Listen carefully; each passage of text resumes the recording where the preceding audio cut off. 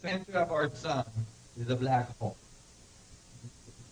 Do some of my presentation now, but that's okay. You did really good at moving forward in your conclusions, and that's exactly what I concluded to. And this is one of the reasons I got kicked out of physics conference, is that I didn't just tell them the center of all galaxies were black hole. I told them all suns, including our sun, is a black hole, including planets, atoms. Everything we look at. The energy level of planets, for instance, all the gaseous planet in our solar system, all produce between 70 and 80% more energy than it receives from the sun. There is nothing in current physics that explains why. There's got to be an internal energy producing dynamic that generates that, and I believe that's a black hole. Inside all orbiting bodies, you find the event horizon of a black hole, and depending if you're far enough from that event horizon, then you're far enough from the high gravitational field so that it is like the surface of this planet, a weak gravitation. Do you guys understand? So, if that was the case, then would there actually be a solid core inside the crust, or would the crust be hollow? It would be like a sphere with a hollow inner, with a black hole in the center. So that's right. Hollow Earth theory is what. Hollow Earth, hollow sun, hollow galaxy, which we see, hollow atoms. We see that the atom is 99.9% space, and so on. Go ahead. Do you think that this picture up here is also reproduced by the Big Bang itself? Yeah, you could see. You see, if this cycle of a black hole gathering too much plasma and then spinning it out can be applied at all resolution of the fractal, then you could say that the Big Bang is just an enormous black hole that gathered too much material and eventually spit it out, and that created our universe. Do you see what I'm saying?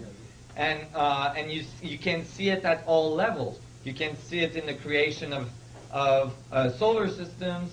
You can see it even in the creation of atoms and so on. You know, at electron clouds orbitals jump from one quanta to the other if you add enough energy. Well, then maybe you could use this pattern to predict the distribution of matter out there in the universe.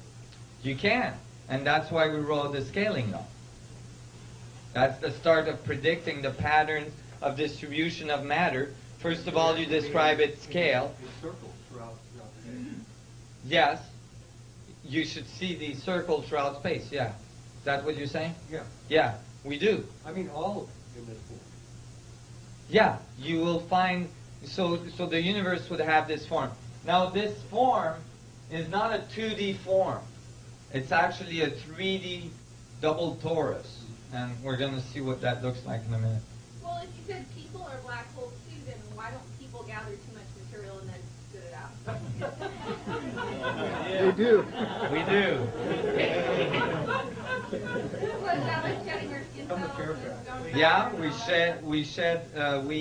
the cell division is occurring at 1 million cells a second, I think. Okay, and you're shedding stuff all the time in order for your system to stay in balance. There's all sorts of ways you can look at it. For instance, throughout the day you radiate energy all the way throughout the day, and then as you radiate energy, you gather information. You gather food. And you gather food and so on and all this stuff. Go ahead. If the Earth would be hollow, would it have a nucleus in the middle? The nucleus is singularity. The nucleus is from the event horizon of a black hole, from the surface of a black hole, everything inside there is collapsed towards singularity, leaving vacuum behind. So, so the center of the Earth would be a singularity. So would be the center of the solar system, the sun. points, that singularity is basically infinite. You're Yes. infinitely moving towards a singular point that never really fully... You never reach, because it has infinite potential of division. So, remember I was saying we all observe things from a different angle, so we're all different? But we all agree that this is a pen in general, Depending on what you've taken for breakfast, you might think it's a pink elephant, but that's a whole other story. But in general, we all agree that this is a pen. Why? Well, because although all of our heads, we're standing on a sphere, right? We're all standing on a sphere, and although all of our heads are diverging, right, to infinity, all of our feet are converging to the same singularity that links us all. So as far as the Earth goes, from its point of observation, we are all agreeing on a consensus reality, which is constantly changing as a result of the way we're changing our relationship to reality on the surface. You guys see how that works? No? No. Oh my God. Okay, let me clarify that. Although we all have an individual way of observing the universe because we are all our own singularity. And when I say that, I don't say it trivially. If you are the singularity centering a universe, I mean it literally. If the universe is infinite, there is a universe out there that you are the perfect center of. Okay?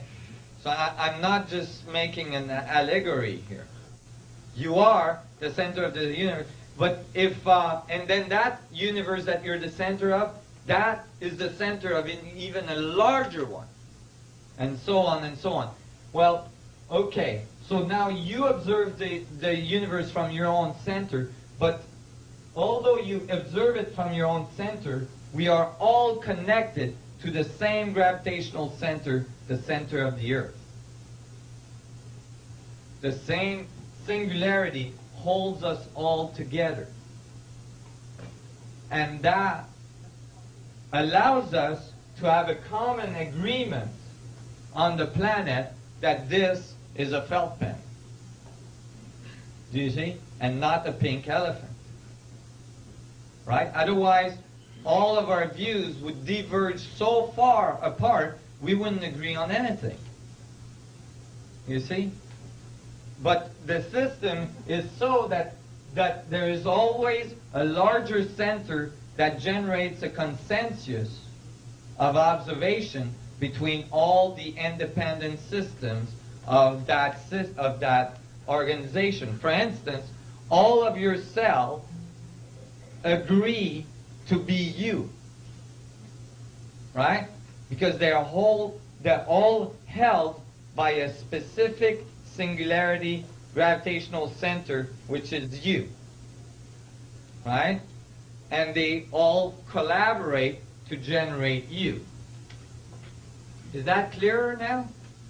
Mm-hmm. There was a bunch of hands up. Go ahead. Sorry, I just wanted to know that since you said atom is 99.999999 space, Yeah. and if we say Earth is so it's a black hole of atom, does that mean that Earth can have that much space in it? Well, it does, because Earth is made out of atoms, and all the atoms are mostly space. No, But- in terms of the hollow Earth. Yeah, well, I wouldn't say that the hollow Earth it has that much space. If there's a black hole at the center of the Earth, which I believe there is, it's fairly small, because it wouldn't take a very large black hole to generate the energy that we observe on Earth. Go ahead. Could you describe the order of magnitude size of the event horizon of that black hole? Of the black hole of the Earth? Yeah, the range, perhaps, the limits? Yeah, it would be in diameter. It would be very short. It would be, the size of a ball that big. It wouldn't be that big. Yeah, on the order of half a meter less to down to something like 0. Yeah, exactly. Now it's not all done, that part, because we haven't made these calculations. We've made them for the sun and we've made them for other things, but we haven't made it for the Earth yet. But the theory would predict that there is a black hole at the center of the Earth, and that we're orbiting that black hole, but we're orbiting that black hole so far from it that we're in a place where there's weak gravitation, and we're far enough from the surface of the event horizon that the plasma had time to cool off, you see, that far from the event horizon, and it became more solid, you know, and that's why we have a crust around the black hole. Is that plasma that you're relating to similar to what I read of Hawking radiation? Yes. Yeah. Hawking radiation is the radiation on the surface of a black hole, but the Hawking radiation is really weak. The thing is that they're not calculating the plasma dynamics that are going along with the Hawking radiation, meaning all the plasma, you know, being so close to a large gravitational field and all the thermodynamics effects and all the charge effects creates all this radioactivity, all this electromagnetic activity, and all the radiation we see coming out of black holes. Go ahead in the back.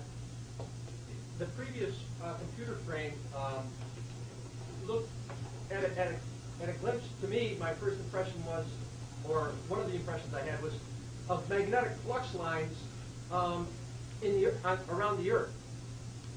And I'm sure that's no accident. That's right. You're talking about the Coriolis effect. The Coriolis effect is very similar to this, and we'll see that in a minute. So you're right. And that's the same that plays out in both magnetic and electronic flux lines. Yes. Wherever, however the magnitude, wherever. Yeah, at any scale, you find the same dynamics of the double torus and the structure of the vector equilibrium at singularity at all levels of the scale. So you'd expect the same dynamics to appear, and that's what we see. From electron cloud, probability clouds, to the clouds of a supernova, you know, up in the sky. So, you know, that's a span of a very large scale. In that one, it almost looked one-dimensional, like it was a flat picture. Yeah, but it's not. Fact, it's completely full? Yeah, yeah. Okay. And so after I saw all this, and I was like all excited about the dynamics that we were being able to picture, it was nice to see this guy show up and in this conference and tell us exactly what it is about.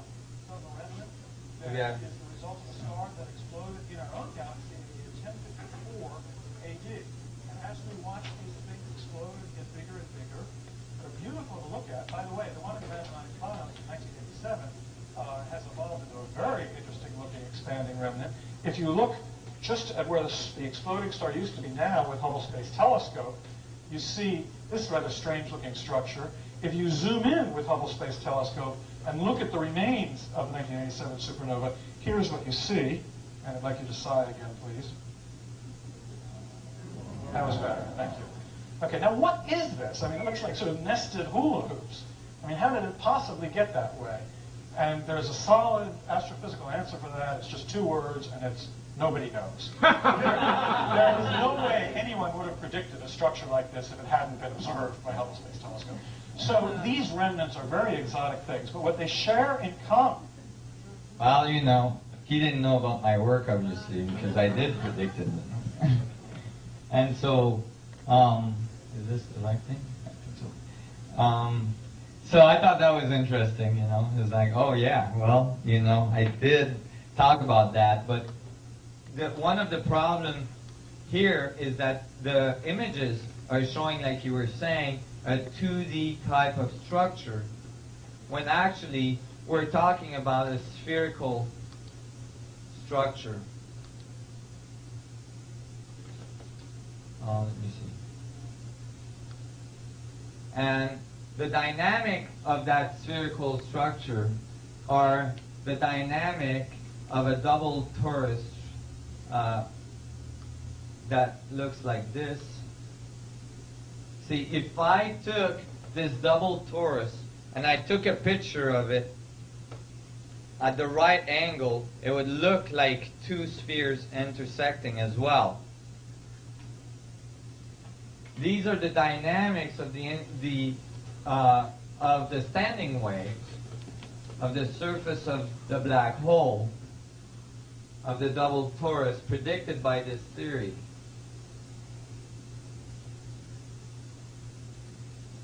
And here you can see the expansion and contracting side of the universe dynamics. And this is the path of a test particle on the surface of such a black hole. This is the dynamics of the Coriolis effect. On the Earth, you find the same Coriolis effect. For instance, the weather has, the patterns of the weather goes down to the equator, gets hotter, and then goes back up to the North Pole and back down towards the equator, and so on. And the one from the South Pole goes from the South Pole to the equator and back down, creating this exact dynamic. And I thought it was interesting, although I didn't mention it at the APS, that the view of these dynamics from above is a yin and a yang. Yang. And yin yang, I'm sorry. And and we'll see in a minute why that's so crucial. But these dynamics are found at all levels. This is the paper I'm publishing now. And you can see that these dynamics are found at all levels of stars and galaxies and blazars. This is a galaxy. Galactic disks have 3,000 light years vortices that emerge from the black hole at the middle. Okay? And they have huge galactic halos all around it. Can everybody see this? All around it here. And the stars move out from the galactic arm into the galactic halo and then back down and then back out. Go ahead. What are you saying, the obvious, to say that the double Taurian Coriolis effect, that we can imagine that our bodies have that same type of energy pattern around us? Yeah, you would, and that's why I think that the Buddhist shows a vortex entering at the crown chakra and entering at the root of the spine, and then meeting in the heart center, reproducing that very dynamic. And when you look at the heart center of the Buddha, where the vortex meet, there you find the geometry of the Star of David, or the geometry of the double star tetrahedron, the geometry of the vacuum, the singularity. So it's present in many, many different traditions. And actually, I did develop a meditation technique based on this to improve and to increase your capacity to move the information through from the vacuum into your singularity. There is a physical place inside your heart that has a singularity. Your heart has a little cavity between the two ventricular of the heart, and that little cavity has the highest electromagnetic field of your body. It can be measured up to 8 feet away from you. And that's the battery of life that keeps your heart going. When you die, that singularity is no longer present, and I think that's one of the reasons that they're missing a bunch of weight that they can't account for that disappear when people die. The weight is the result of that singularity curving space-time, creating a gravitational effect that we call weight. Go ahead. you said you developed a meditation technique around that. Do you have that on a tape or a CD that you're selling? No, not yet. Could you do that, please? I will. I've been asked to do that for a long time. I will do it as soon as I'm finished publishing the physics papers, because that has to be there first so that I'm not discredited. You got to be careful in this world. Although I'm already way out on the edge. But, you know, I'm trying to minimize the damage. If you look at it, and that's soon because I'm publishing in November. In what book? It's in Temple University Press. It's a peer-reviewed journal. And it's just the first publishing, which is an overview. And the overview then will have sections that are published in other journals, probably PhysRev and math journals for the solutions we found to Einstein's field equations. But here's a quasar with the same dynamical vortices going towards singularity. Now, these vortices are 10 to the 6 light years.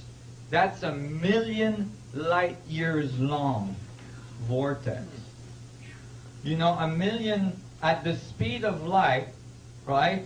It would take you 1,000,000 years to get to the end of that vortex. Okay, and that's only half. Okay, and that vortex is spinning at near the speed of light. Those vortexes are thought to be relativistic vortex. They spin at near the speed of light. Can you imagine the dynamics that it would take? Can you imagine the torque that generates? And they haven't calculated the torque? It's like, wait a minute. No wonder you're missing energy. Go ahead. Do we have any idea of the proportion of how much that torque could be relative to the whole mass energy of that, shall we say, We're in the middle. system? We're in the middle of making these calculations. It's not obvious because we have to add a torque and a Coriolis effect function to the space-time manifold. And torque is written in vectors, and space-time manifolds are written in tensors. So we got to convert and all this. So it's a big job, but we're in the middle of doing that, and it's looking extremely promising. It's very, very good. And so we'll be able to give answers to that soon. But here, look at the fractal. This is a quasar, 1,000,000 light-year vortex. Here is a microquasar. Those are found inside galaxies. And those are 3 light years long vortexes. But the exact same dynamics. Quasars, microquasars, and clustars. All different scales, all same dynamics. You can see these dynamics at all levels. Here's pulsars. Here's again, same dynamic that you see. This is actually a picture of these vortices going towards the center of the pulsar. And then when you took a picture of the center of the pulsar, you can see the petals emerge of the octahedron in the middle of the octahedron. Look at these twistors. These are the top and the bottom of the pulsars. And like I said, the same dynamics are found on the surface of the Earth. And actually, the same dynamics are found on the surface of the Sun, on the surface of Jupiter, and so on. So the final geometry is something like this. A double vortex, a double torus, right, which generates an equatorial plane of gravitational waves. And at the singularity, the 12 vertices of the vector equilibrium fractal structure, which determine the scales of the topology of space-time. Now, we wrote all the math for this, and they work. When you write the math in group theory for these dynamics, you end up with all subatomic particles and all forces being accounted for.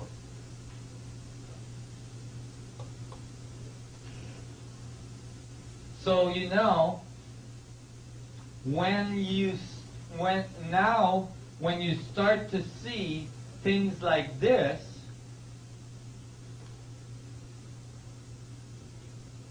you start to think, wait a minute, how come these people knew about this?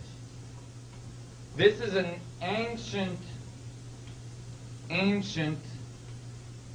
symbol that was found on a granite pillar in Abydos, Egypt, in a temple called the Ozarian Temple. Why is it that this object, this drawing, which is on the 100-ton pink pillar in the middle of that temple, is not in any picture books or history books anywhere or archaeologic books anywhere? It took me 10 years of research to go through all the books that were written on the Ozarian Temple, from the first papers that were published from the archaeologists that found the temple to eventually, you know, all the papers and the books that were written. None of them had this picture in it. The way I got this picture is that a friend of mine went out there and took it. Okay? Why is it that this picture is not in there? I'll tell you why. Because this graphic is not carved into the rock. It's not etched into the rock. This graphic is actually burnt, laser burnt, into the atomic structure of that pillar. Now, when you think of ancient civilization 5,000 years ago, you don't expect them to be doing laser burn on, you know, hard surfaces at high levels of accuracy. Okay? Archaeologists have a really hard time explaining these things.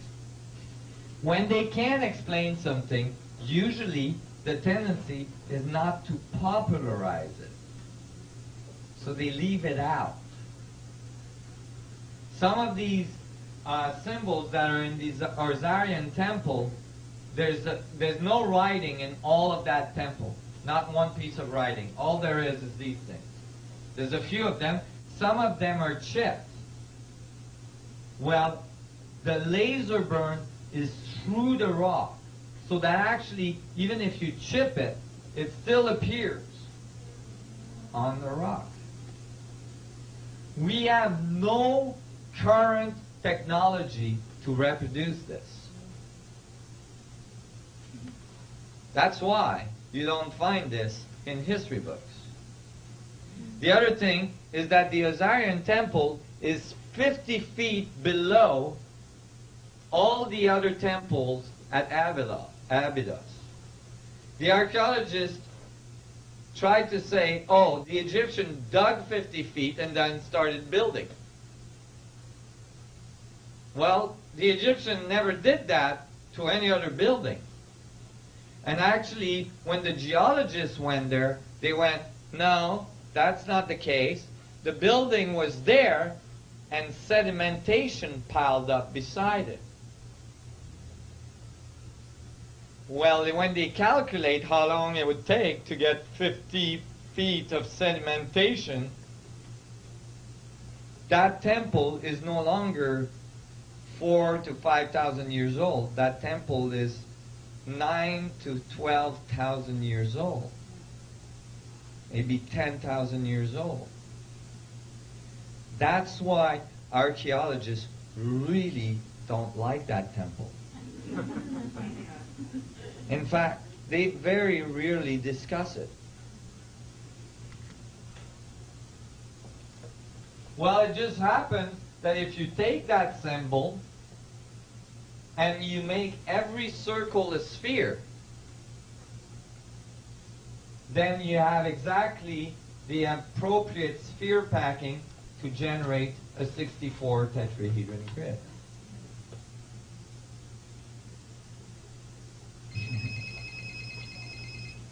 Hi, Mom. So here it is. Again, it comes out. Interestingly, in that temple, the Egyptians said was the foundation temple of their belief system, where Isis revived Osiris. You know, the myth that started the whole Egyptian mummification and so on was Isis and Osiris. Well, Osiris' brother was jealous, and he killed him and cut him in pieces. And Isis, in short, and Isis, found all the pieces and brought them back to the Osirian temple and bandaged the pieces back together, creating the first mummy.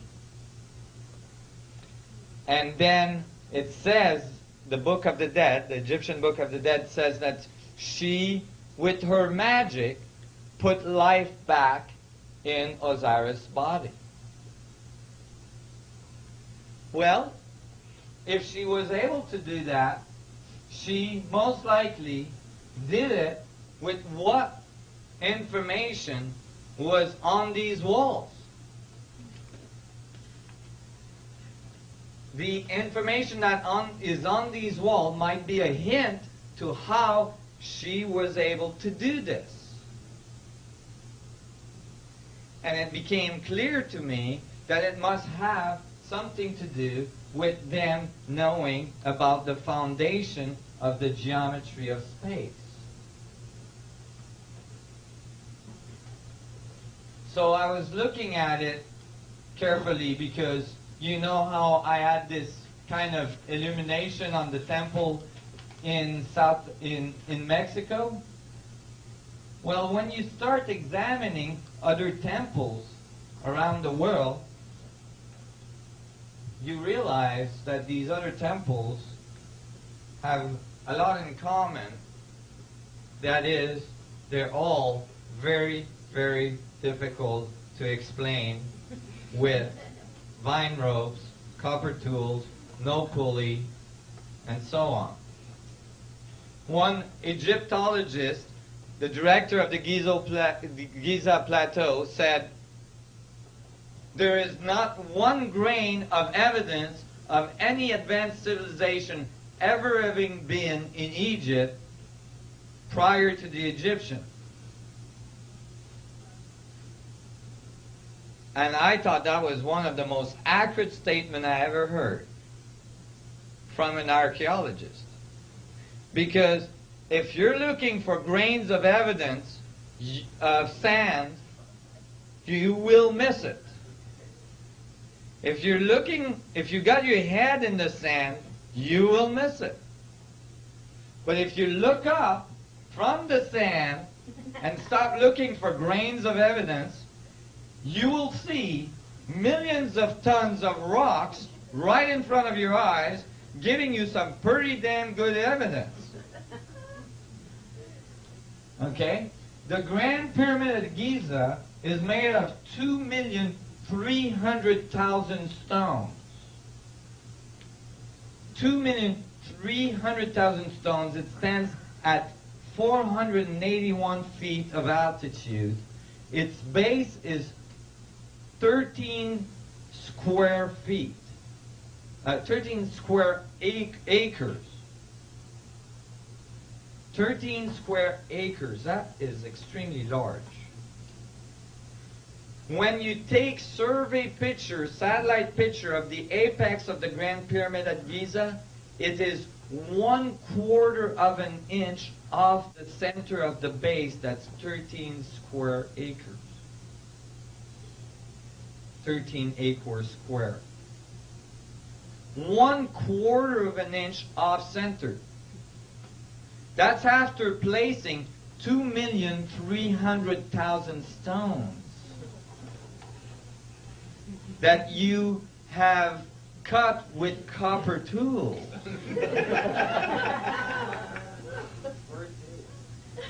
Yeah, you need some pretty good moonshine to do that one. But I guarantee you, that is extremely difficult to reproduce. In fact, there is no way engineering companies on this planet could ever reproduce that. Even with all of our modern technology, if we give them billions and billions of dollars, they couldn't come up with anything like that.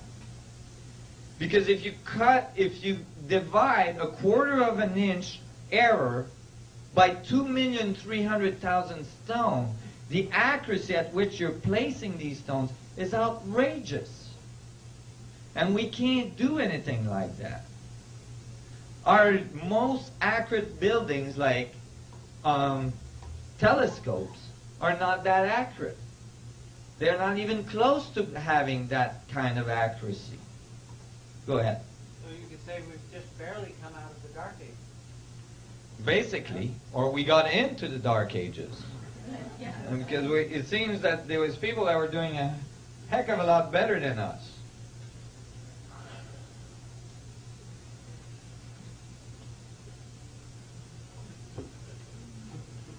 Sorry.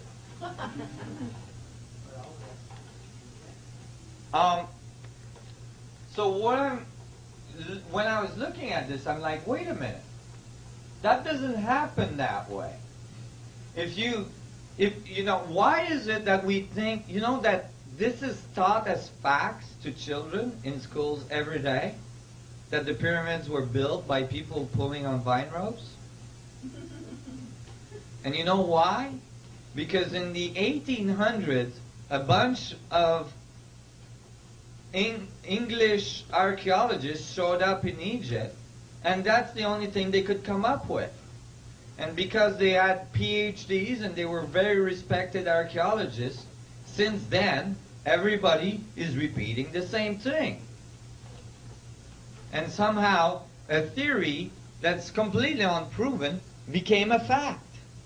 In fact, you will not get a PhD in archaeology if you say anything else about the pyramids.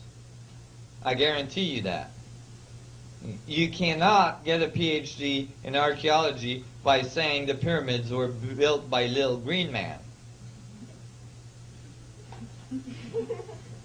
This is one of the problems with education. A whole bunch of people repeating what they've all been taught doesn't advance the field very rapidly. Because everybody is repeating the same thing. You're not going anywhere. So, but these archaeologists never actually, I know they're not mathematicians, but this is simple mathematics, okay? You take the number of stones. They tell you that the pyramids had to be built in 20 years. Okay? So that the dynastic Egypt worked. And then you calculate how fast they had to put the stones in. At 7 days a week, 10 hours a day, 365 days a year, for 20 years, they had to place the stone every 2 minutes to finish the pyramid on time. With that level of accuracy. Never mind. But then the archaeologists say, no, those were farmers. They could only build the pyramids during the time of the flood of the Nile when they couldn't work in the fields.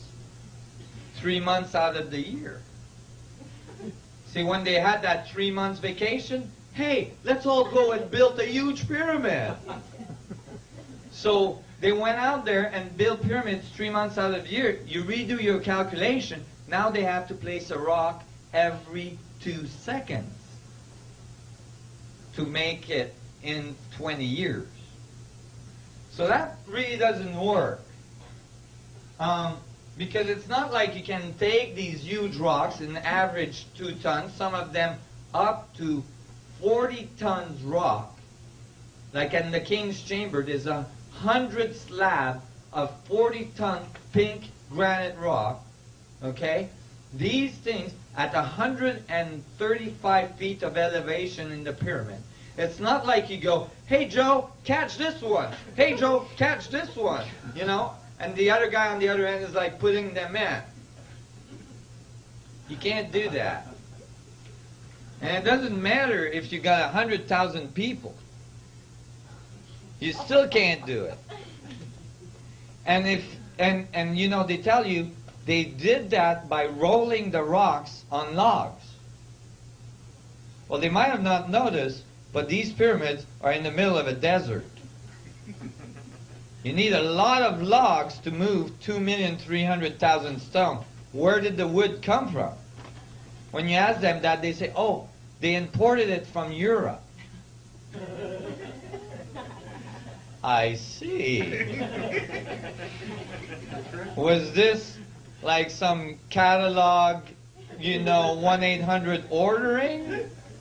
Because, like, as far as I know, the Egyptian didn't, like, you know, easily navigate it into Europe, cut millions of logs they would have needed, and brought them back. There's no evidence of that. So, but even more fundamental, I'll ask you, you know, even more fundamental.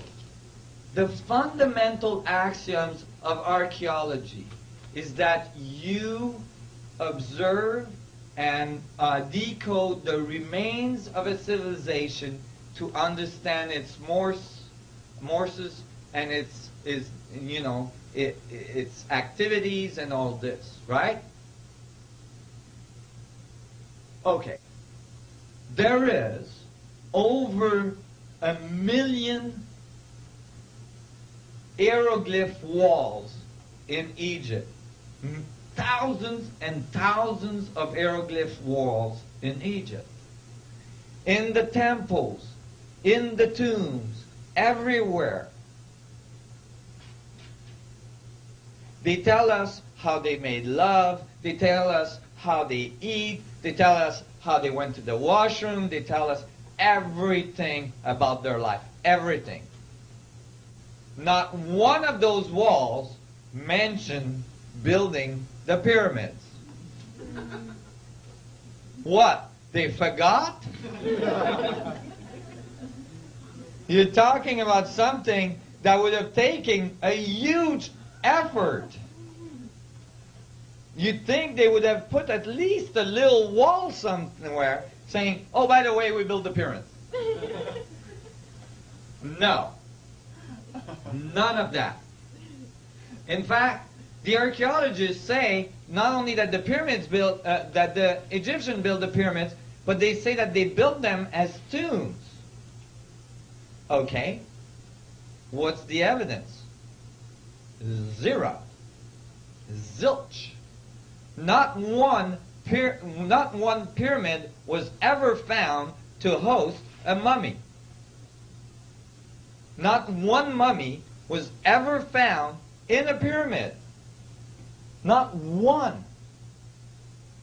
And I'm not just talking about Egypt. I'm talking about all around the world.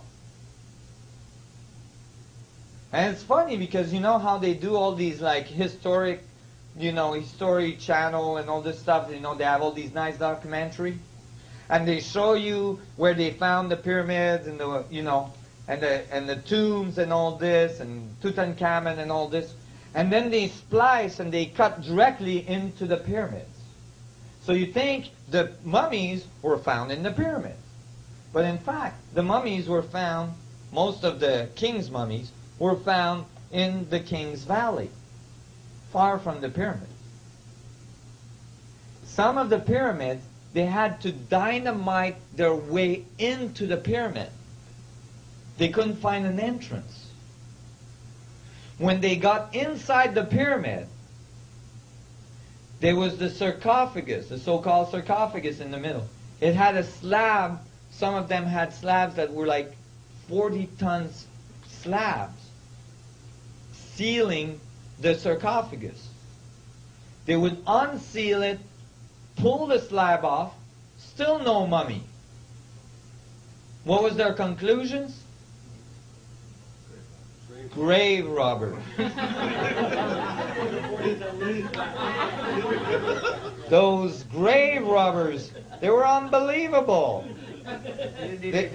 They just walked through the walls because they had to dynamite their way in, so those grave robbers got there before. They must have walked through the walls, got in there, picked up the 40-ton slab on top of the sarcophagus, pulled all the stuff out, including all the bones and everything else, which, wonder what they would do with, and then, closed it back up, resealed it, just to make sure they didn't disturb anything, and then walked back out with all of this stuff.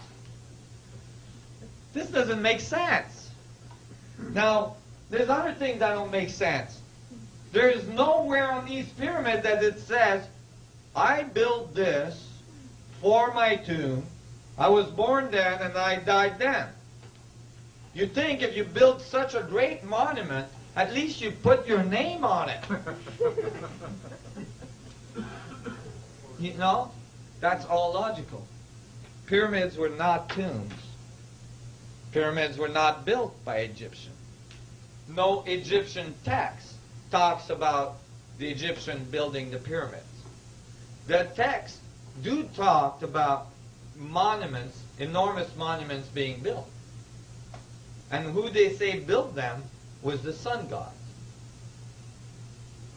The Mayans, the Incas, the Chinese, the Japanese, all cultures that have these buildings, none of them say we built it. All of them say the sun gods taught us how to build, how to talk, how to write, how to do all this stuff. Go ahead. I just want to say there's no inscriptions, no hieroglyphs inside the pyramids as well. There's no hieroglyphs inside the pyramids. And Lord knows that the Egyptians put hieroglyphs everywhere. So why didn't they not write inside the pyramids? So those are all huge contradiction to the concept that the Egyptians or the Mayans or the Incas or the Chinese or so on built their pyramids. See what I'm saying? But what is it? Like other examples is this puppy. The Sphinx. Most people think that the Sphinx is built. The Sphinx is not built. The Sphinx was carved. The Sphinx was carved right out of the enclosure of the Giza Plateau. Now, when you look at the paws of the Sphinx, you might notice that there's like brick-like structures on it, so it looks like it's built. Those are repairs that were done later in history. But the Sphinx was carved, and actually there's evidence that the head of the Sphinx was recarved. It used to be a lion's head, but it was recarved into a pharaoh's head by one of the pharaohs. However, there is erosion patterns on the Sphinx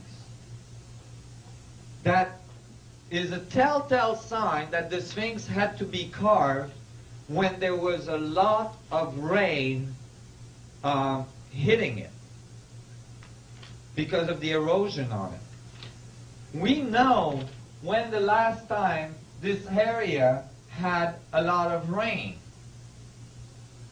And that was approximately 10,000 years ago, which matches the Osirian temple at Abydos.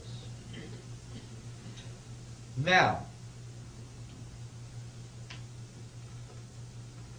these blocks here consist of the Sphinx temple. They're the blocks that were removed from the side of the Sphinx to carve the Sphinx out.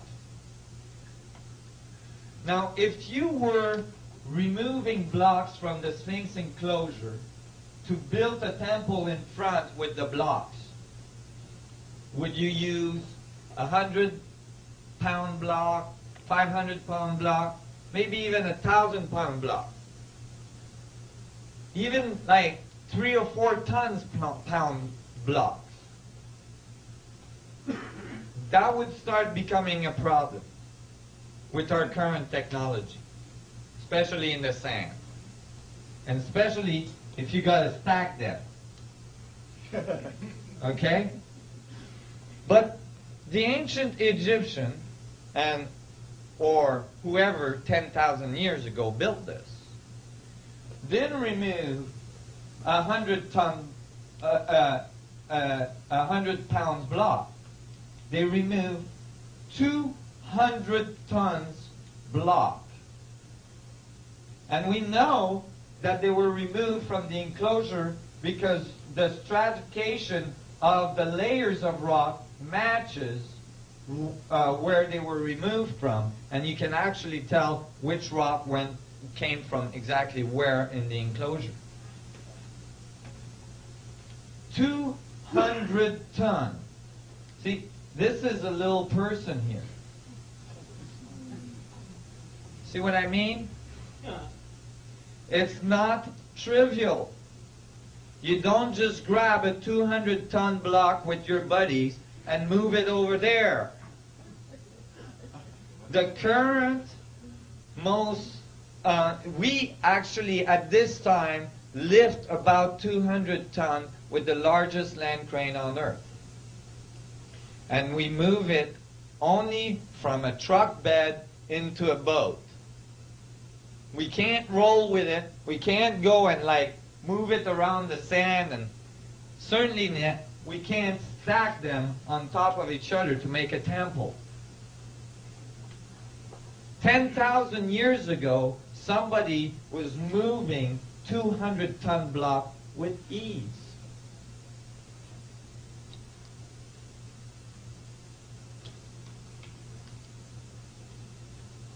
I think this is fantastic. You know, because this is about our true history. This is about what happened on this planet prior to our current history, prior to our current thinking. Look at this statue. Ramses II. When they found this statue, it was laying like this, and it had fallen over in the desert. It's made out of pink granite. It's perfectly polished with copper tools. And this is a person beside it. The statue itself, when they found it, they said, "Oh, let's just move it over there because we're going to build the Ramses Museum." So the engineers came and they said, "Well, okay, but then we'll have to cut it in pieces because this thing is approximately 1,000-ton solid block of granite. 1,000 ton. That is 5 times more than what we can lift today with a land crane. So instead they build a museum around it. Which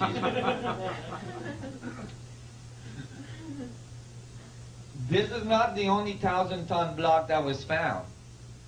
The pillars on each side of the entrance of temples in Egypt, they are called obelisks. Many of them were in excess of 1,000 tons.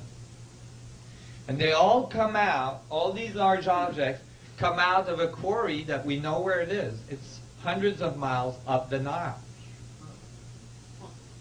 And the quarry is on the other side of the Nile over a mountain range. Okay? When you ask archaeologists, how did this get there?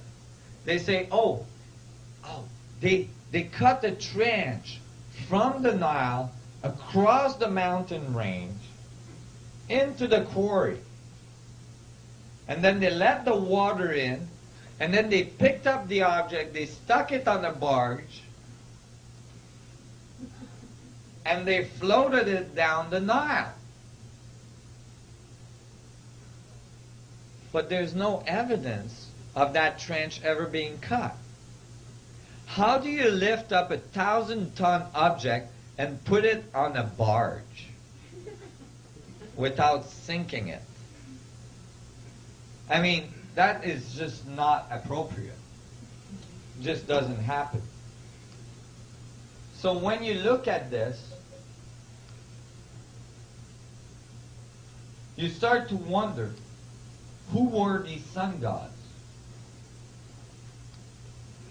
And were they able to go all around the world? Under the water in Japan, recently, pyramids were found. These pyramids are at 19.47 latitude.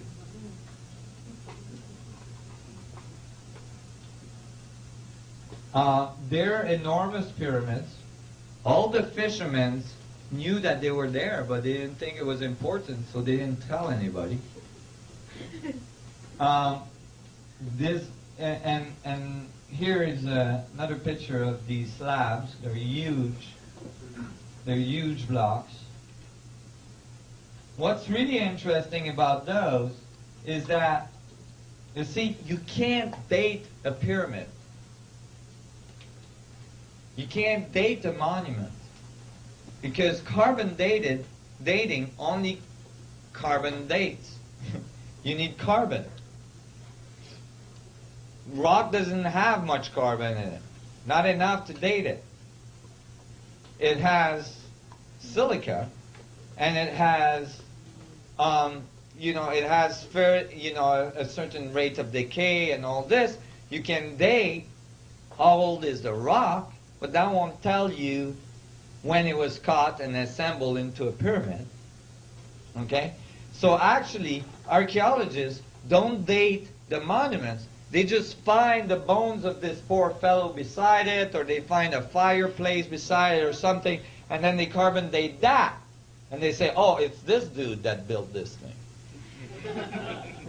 You see? But when the pyramid goes under the water, now coral growth starts to happen shortly after. And that's carbon datable. So now you can tell at least when the pyramid went under the water. Well, when they carbon dated these pyramids, they went under the water at least 10,000 years ago. The meltdown of the last ice age, when the water rose and covered the earth.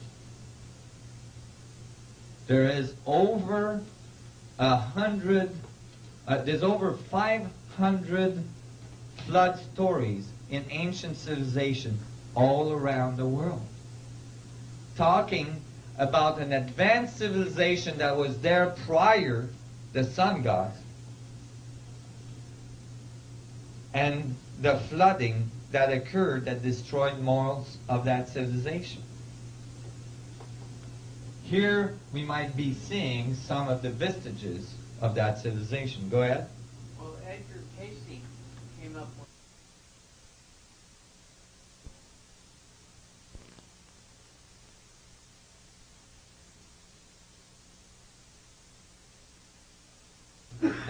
by finding a wall or a road, and we did. And he said it was going to be in the early 70s, and in 1973, I believe, divers off the coast of Bimini found huge rocks under the water, making a road. And Edgar Casey said we were going to find a chamber under the paws of the Sphinx.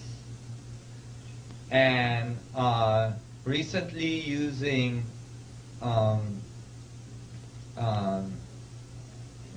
Side-looking radar? yeah, I'm sorry. Side-looking radar? Yeah, it's actually seismic reverberation waveform. They were able to look under the paws of the Sphinx, and they found a chamber there. And they say they haven't got into it yet. That's a whole other story. But anyway, these pyramids were found in Egypt. And these ones are datable to 10,000 years. Check out this picture. This was taken during the Second World War by an American pilot that was lost over China.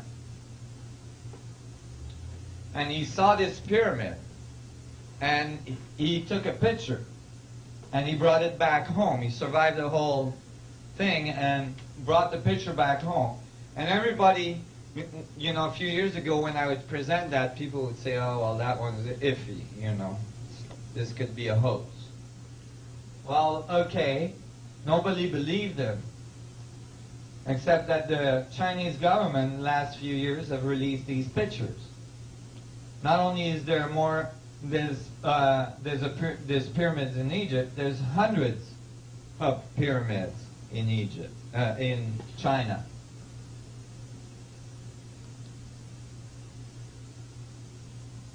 And the Chinese government actually got the farmers to farm on top of the pyramids so that they wouldn't be so apparent by satellite.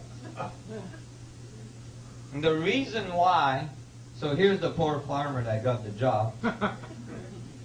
The reason why they were doing that is because they didn't want the Western world to know about these pyramids. Why? Because the legends that comes with these pyramids is that the sun gods built them, and that the sun gods were blue-eyed, blonde-haired people. As far as the Chinese government looked at this, blonde-haired, blue-eyed people had to be Europeans. And the last thing they wanted was European people being responsible for some of the most ancient knowledge of the Chinese tradition. So they didn't want those pyramids to be known by the West. They did find the mummies of these blonde-haired, blue-eyed people in the high desert of China. Over 500 mummies were found. All very tall, absolutely not Asian people.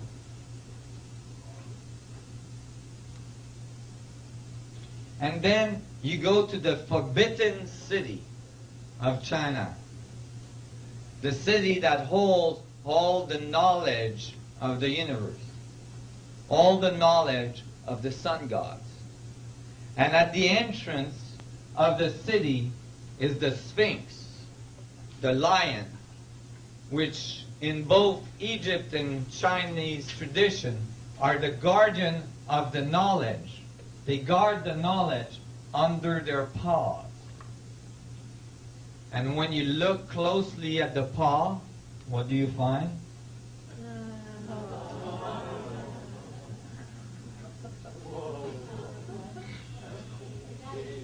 A spherical intersecting pattern of the flower of life, which generates 64 tetrahedron grid. Guardian of the knowledge. Fairly old, but this section of China was largely rebuilt and fairly recent, you know. But it's all coming from very ancient tradition that's passed on orally throughout the ages. And that's why you find still the knowledge being present. Although the knowledge of the sun gods has been very, very confused and diluted throughout the ages. So when you go further into the Chinese tradition, what do you find? The I Ching. How many I Ching symbol is there? 64. And remember now, the yin and the yang we saw is a double torus. You'd be missing the geometry of the vacuum in the middle of singularity. But the 64 symbols of the I Ching gives you this. How? When I found this, I thought, oh, this is so sweet. It took me weeks, took me months to actually figure it out. I knew there was 64 symbols, but what did the symbols say? The symbols typically are arranged in a circle. The 64 symbols. Can you turn off your light a little bit so maybe you can see the symbols? Maybe not. They're here. There's 64 of them. And each of them are actually composed of full sticks and broken sticks. And each of the symbols are in opposition. So like 1 and 64, 2 and 63, they're all in opposition.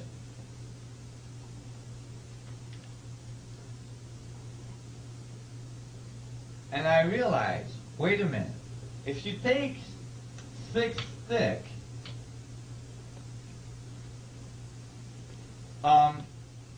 you put them in 3D space, which geometry would you get? Tetrahedron. A tetrahedron.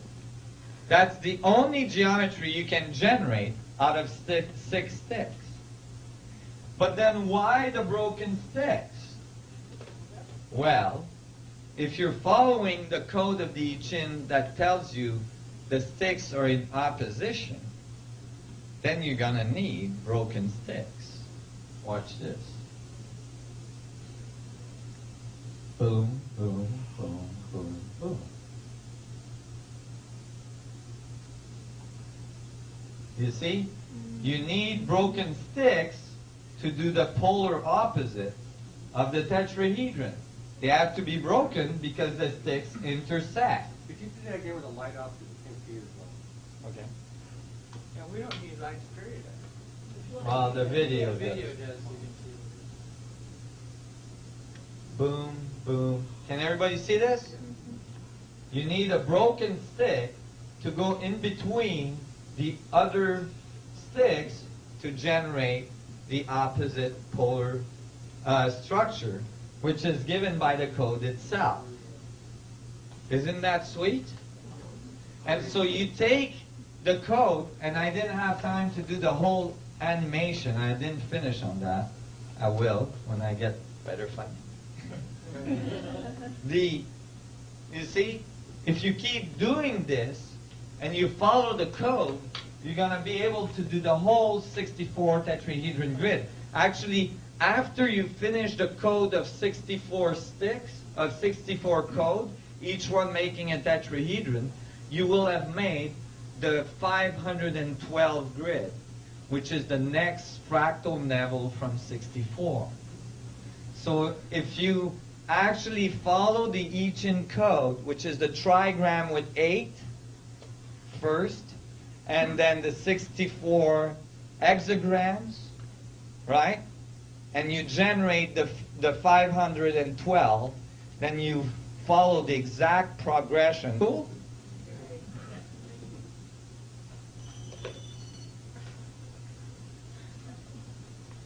So,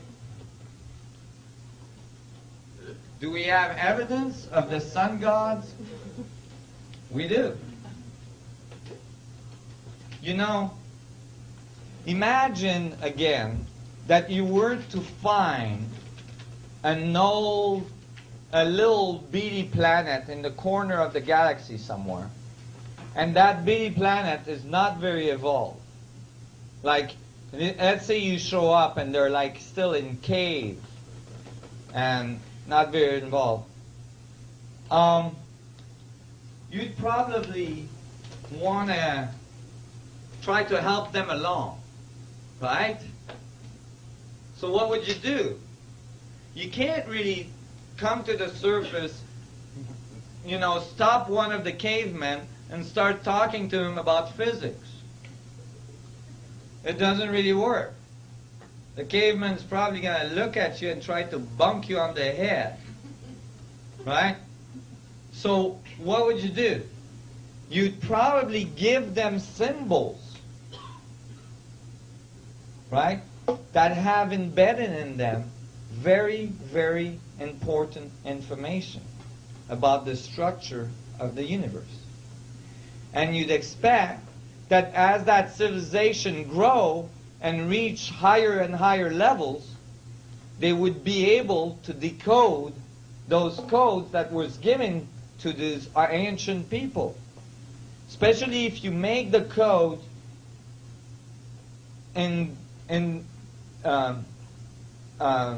covered with all sorts of religious belief and so on, so that the codes survive all of the ages. To make sure that they understand this is a sacred code and all this stuff, so that they would transfer the information throughout the ages. Well, we have evidence of these sun gods. These are skulls that are found in temples in South America. This was found, this is in the Peruvian Museum. I call it conehead. When the archaeologists found this, they said, oh, this is the result of skull deformation. You know how the ancient tradition, they would bend their head to deform them? Now, they did do that. You know, this is the bust of Nefertiti, for instance. Tutankhamun did have a deformed head. There's many skulls like that. But when you read the ancient texts and they say, they talk about deforming their head, they say that they did that to imitate the sun god, to become sun gods themselves. Now, if you deform your head, right, today, it doesn't matter how much you deform it. You will never be able to exceed the volume capacity of your skull. Your head might look really weird, but the volume inside will be exactly the same. In these cases, the volume of these skulls, the inside volume of these skulls, are over twice the natural volume of the human skull. The normal volume of a human skull. These are not the result of skull deformation. You cannot do that by deforming your skull. The other thing that's interesting is that the hole at the bottom of the skull here, where the atlas goes in, the spine, tells you how big the person was, right? Because you can figure it out from the size of the spine. These people had to be between 12 and 15 feet tall. There was giants on the earth. Many ancient texts talks about the sun gods as being giants. These are very, very big people. And the fact that there's multiple of these skulls found in temples all around South America tells you that it's not the result of some deformation.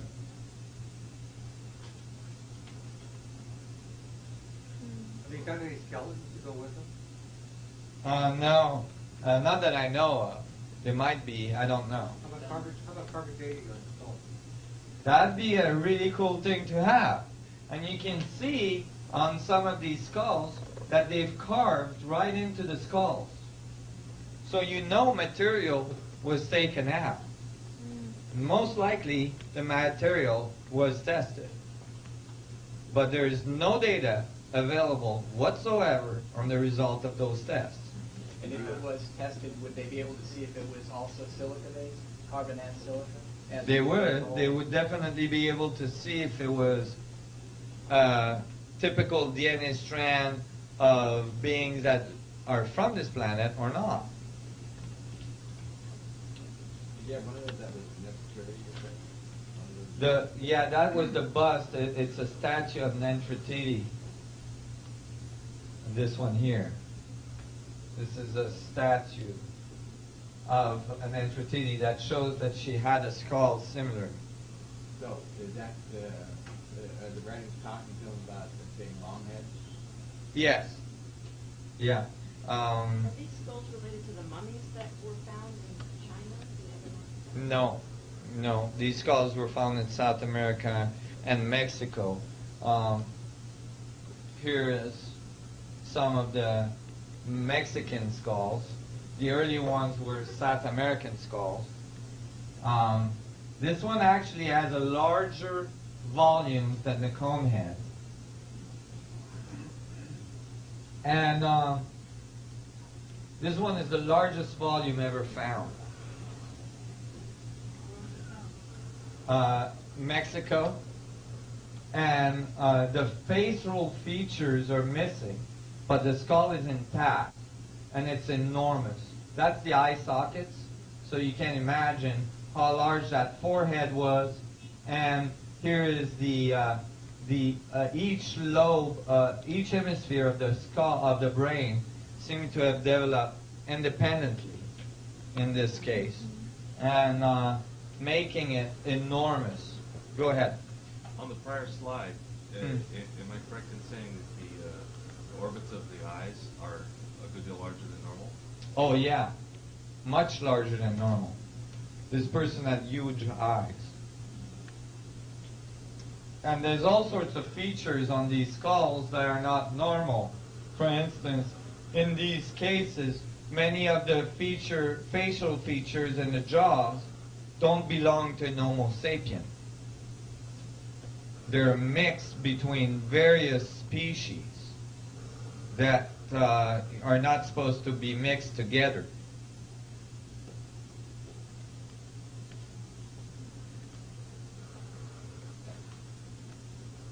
Here's Tutankhamun.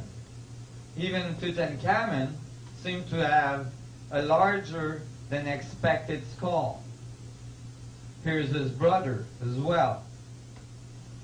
Now, there's many instances in the Egyptian and the Mayan and the Inca scripts where they describe that the sun gods, including in the Bible, where they describe that the sun gods actually mixed and had children with women of the human species. And that generated a whole new species which was half sun gods, half man. So here, these might be evidence of this altered species, of this mix.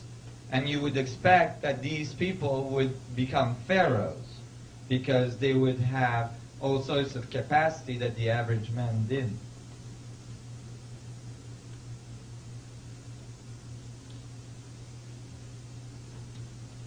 So here, we're starting to see a whole new picture of the history of human beings. And mingled in that picture is the information that these sun gods tried to give to man,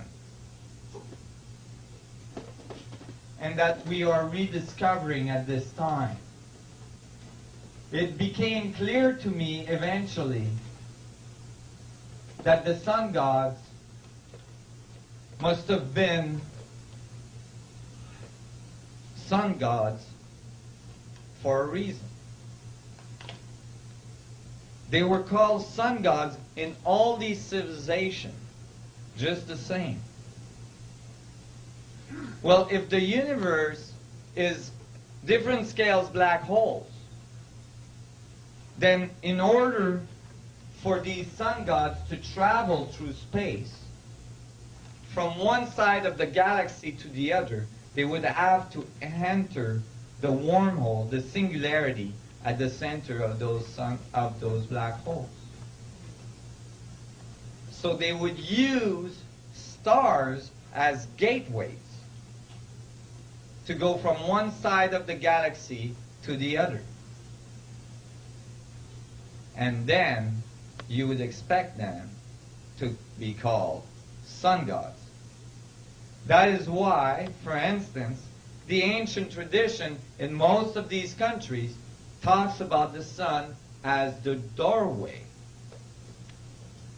to the higher realm where the sun gods come from.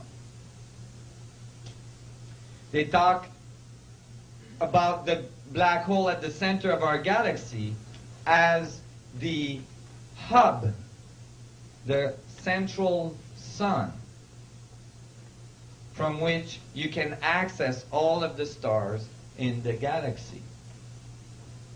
So you would enter the sun and then through to the galactic center, out one of the arms of the galaxy, out one of the sun, in another arm of the galaxy.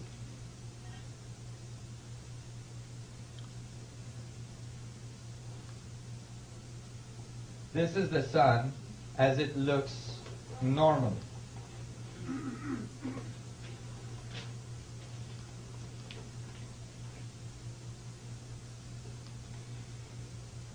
On the sun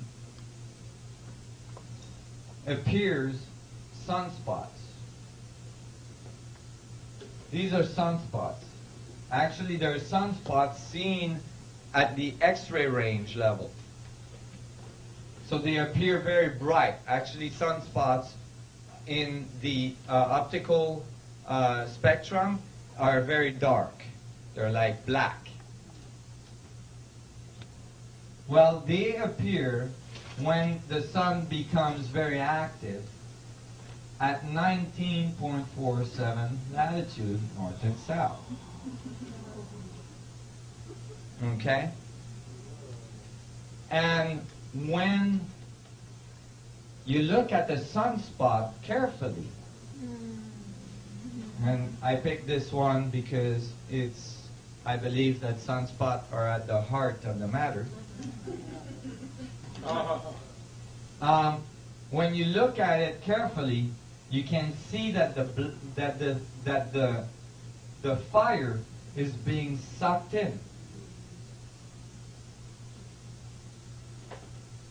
That's what made me think, actually, from my calculation and from my theory and all this, that the sunspot on the sun are not surface events, but they're huge vortices going to the middle of the sun. The other reason, can you see the fire being sucked in here? I got in a lot of trouble for saying that. Because they said, no, it's just surface event. And I said, well, if it's just surface event, how come if you look at the sunspots on the sun, they always occur in opposite polar. See? This one here got an opposite one there. These three there have an opposite three there. You see? All the sunspot occurs in opposition to each other, because when you have a vortex going one way in the Coriolis effect, you have another one going the other way on the other side. And they generate a link at the middle, a link at singularity. Sunspots are huge vortices going towards singularity at the center of the black hole. And that's why when you look at sunspots very carefully,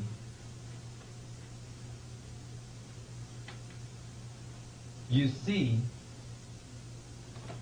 fire being sucked in.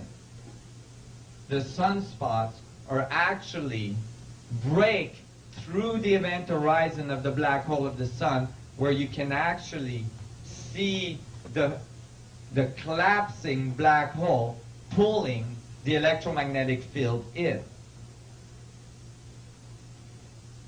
Well, when I was saying this, I was being ridiculed. Recently, this is what they found.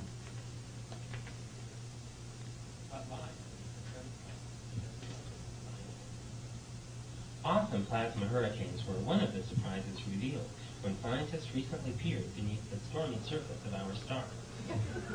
November 7, 2001.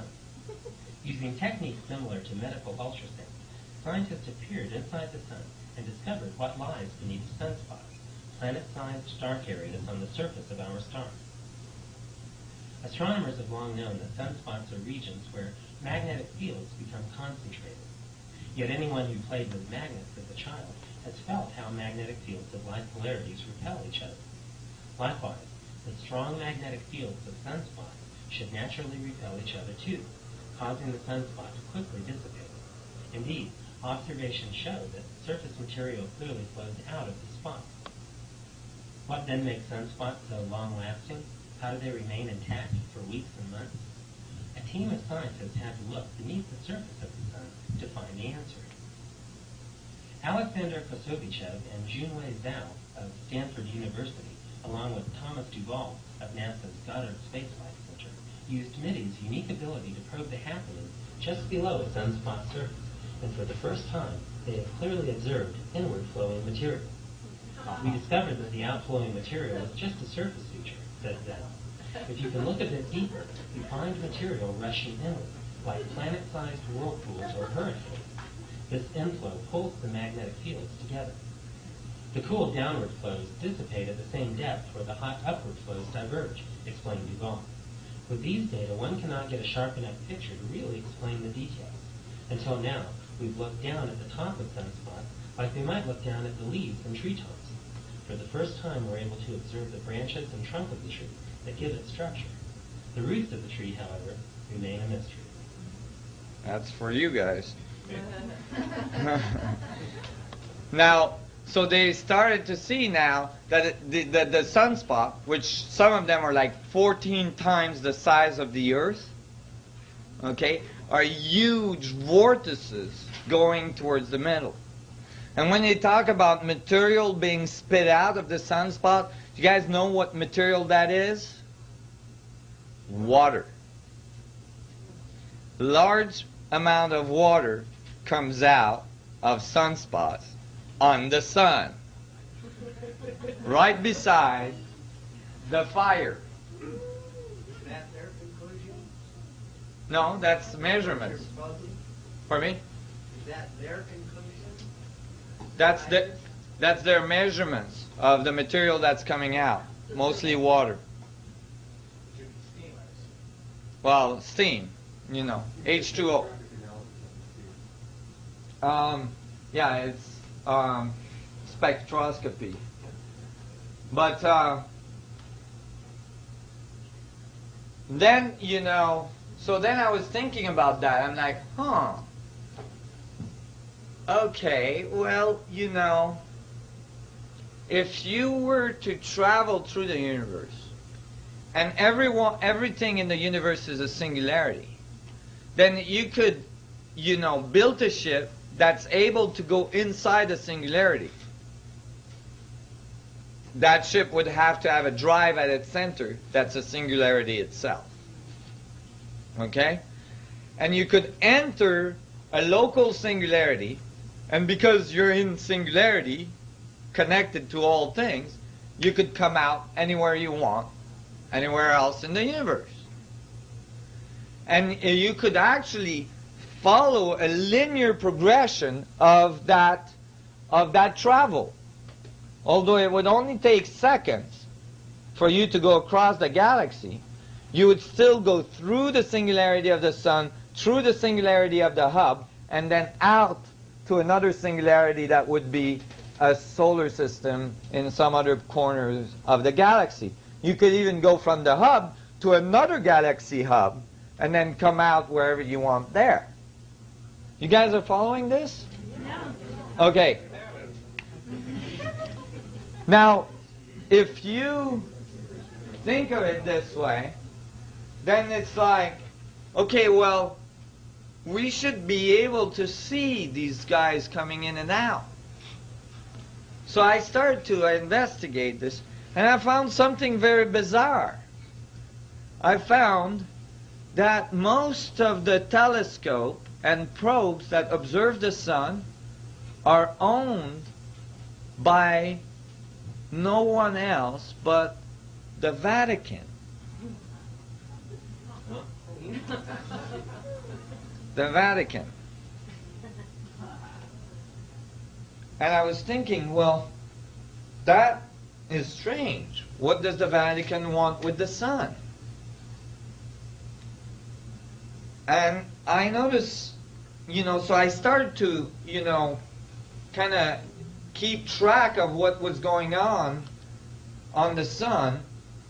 And I kept on downloading, material from NASA, from the SOHO probe, which is a probe that's orbiting the sun. And one day, this video was put on the net. This was a while ago, almost 5 years ago now. There's been many others since then.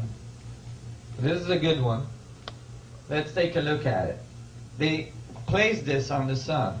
Now this is the probe telemetry. This is the camera. And it has a little arm that has a protective lens because otherwise the electronics would get overwhelmed. And this is the sun surface here. This is a representation of the sun surface. And this is the video.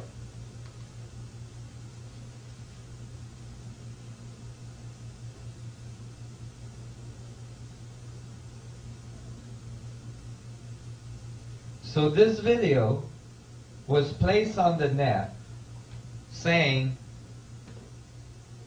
comets, sun-gazing comet hits the sun. And a bunch of people downloaded this stuff. And, emailed NASA and said, what are these objects? Because comets usually have extremely long tails when they approach an object like the sun. Do you know how big these objects are? At least the size of the Earth. Okay?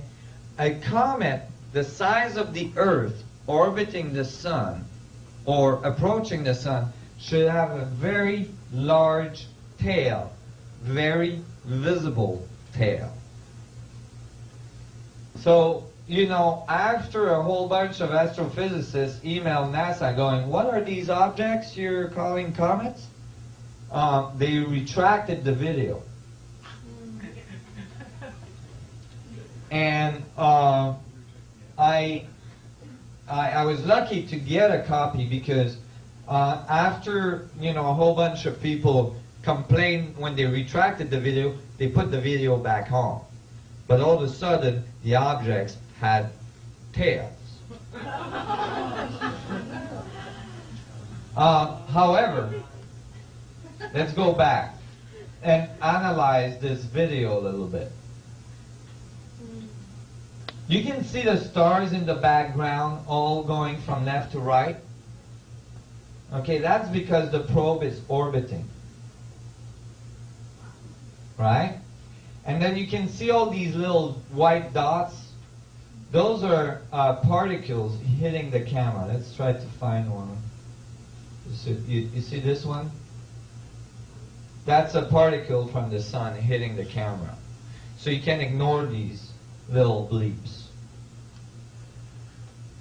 But if you actually go backwards,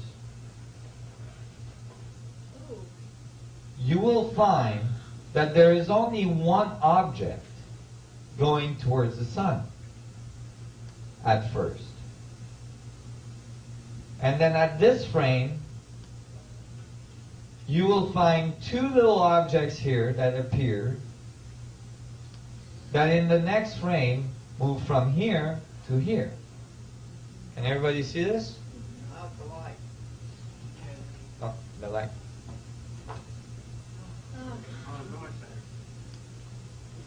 So, from here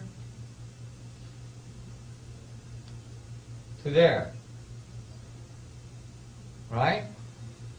Now, that's against all the other movements in the background. Okay? And then on the next frame, these two objects become one. Now, that's quite possible if the two objects ended up one behind each other. Right? So now it becomes one to an observer here. And then the next frame, these two objects become the second comet, which makes a 90-degree angled turn. See? Boom, become one, and then starts moving in this direction. So it came from here, it became one here, and then started moving in a completely 90-degree angled direction from where it was going. Now, the only comets that I know of that do that type of crazy movements are the ones that have little windows and little guys in the back waving. Okay? The size of the Earth?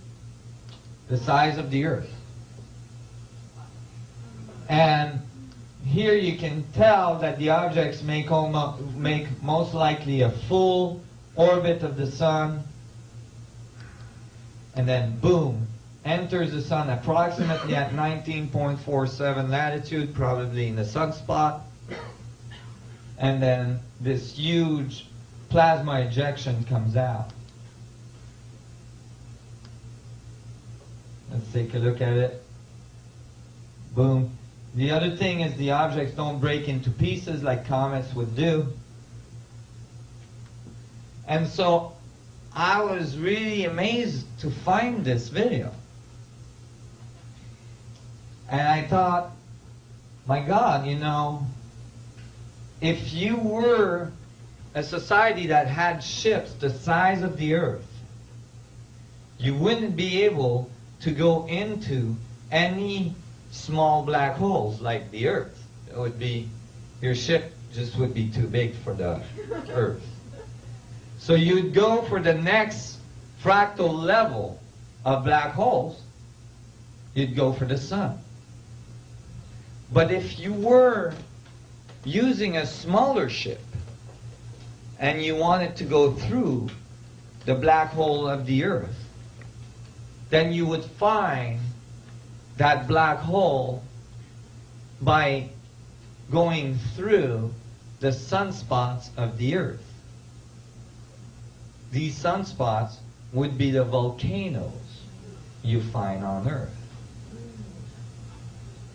And that's when I start to realize as well that volcanoes might not be what we think they are. Meaning that, you know, for instance, the most active volcanoes on Earth are at 19.47 latitude.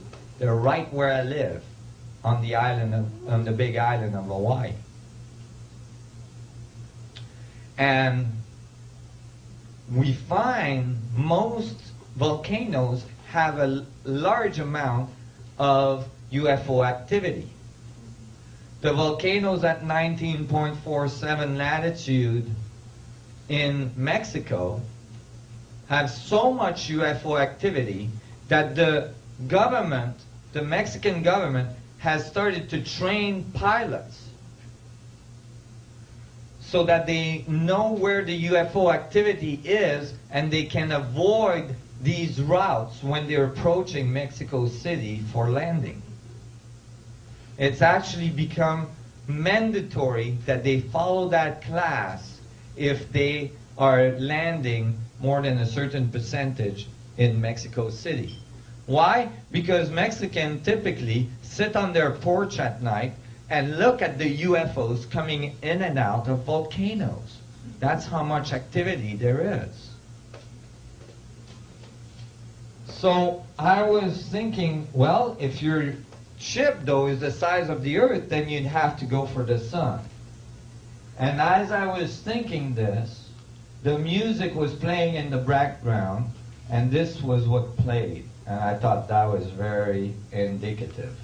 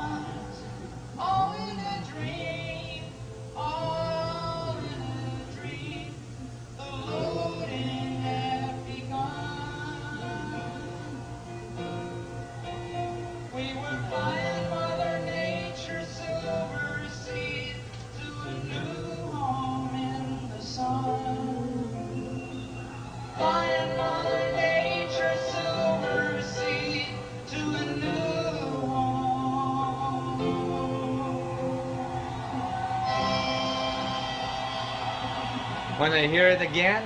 Yeah. Okay. Beam is up. Let it play. Crank it up.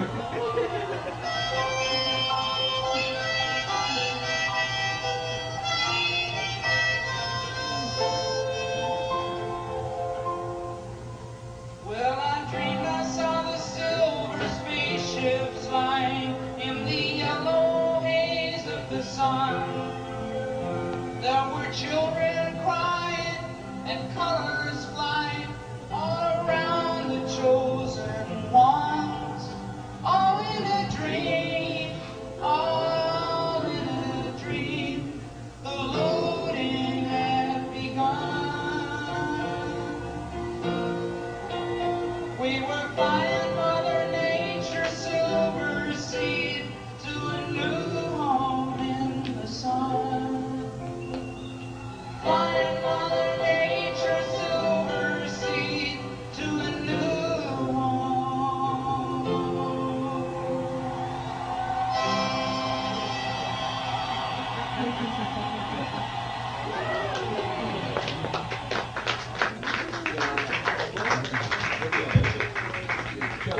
Two objections.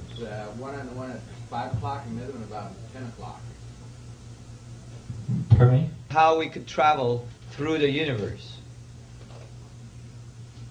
The wormholes that John Wheeler predicted, I believe, are actually visible. They are vortices on the surface of the sun that we call sunspots. And they're going directly through to singularity. The vortex we found on Jupiter, the big red spot, 19.47 latitude. The big volcanoes we found in our solar system, the largest volcanoes in our solar system, the Olympus volcanoes on Mars, 19.47 latitude. Go ahead. On this video, do you know the time scale? Yeah, this is over, I think, a 2-day period. Yeah, I think it's about approximately 2-day period, but I don't have the timer on it. So I was, I was amazed, but you know what? The sun right now is doing some crazy stuff. Have you all been going through some epic challenge in your life?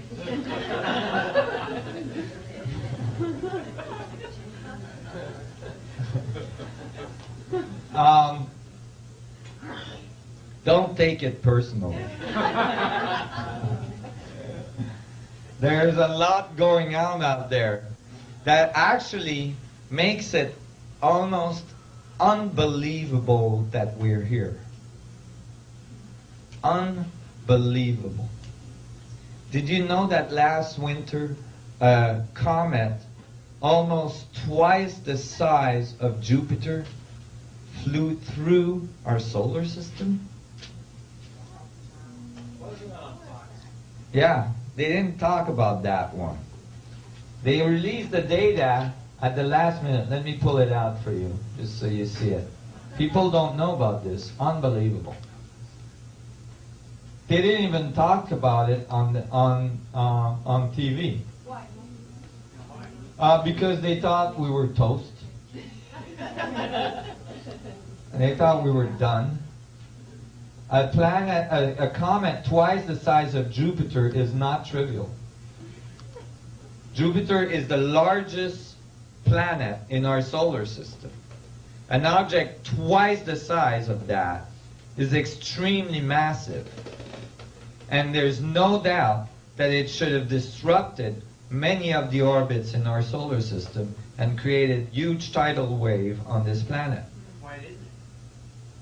I don't know. Here it is. This is the video that was given by NASA about it. They didn't talk about it, they just put it on the net, on the solar site. And you know, basically, you were looking at, you know, the basic telemetry of the sun. And then all of a sudden, oh, what's that? Okay, this is called a V1 comet. And you can see that this is not a trivial object.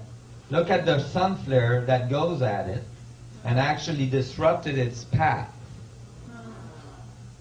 And this is the size of the sun, you guys. Okay? The sun is enormous. The earth looks like a little bitty dot beside the sun. Right?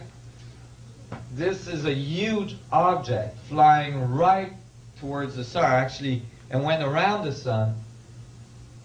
Astronomers thought it was going to hit the sun. That's why they thought we were toast.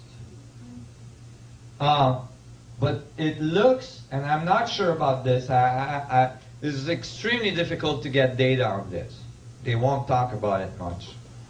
But I think that it didn't hit the sun because of this sun flare that actually moved it away. Did you see that?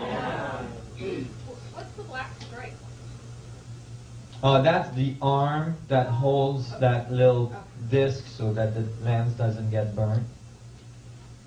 But you can see that that sun flare moved that that comet away from it.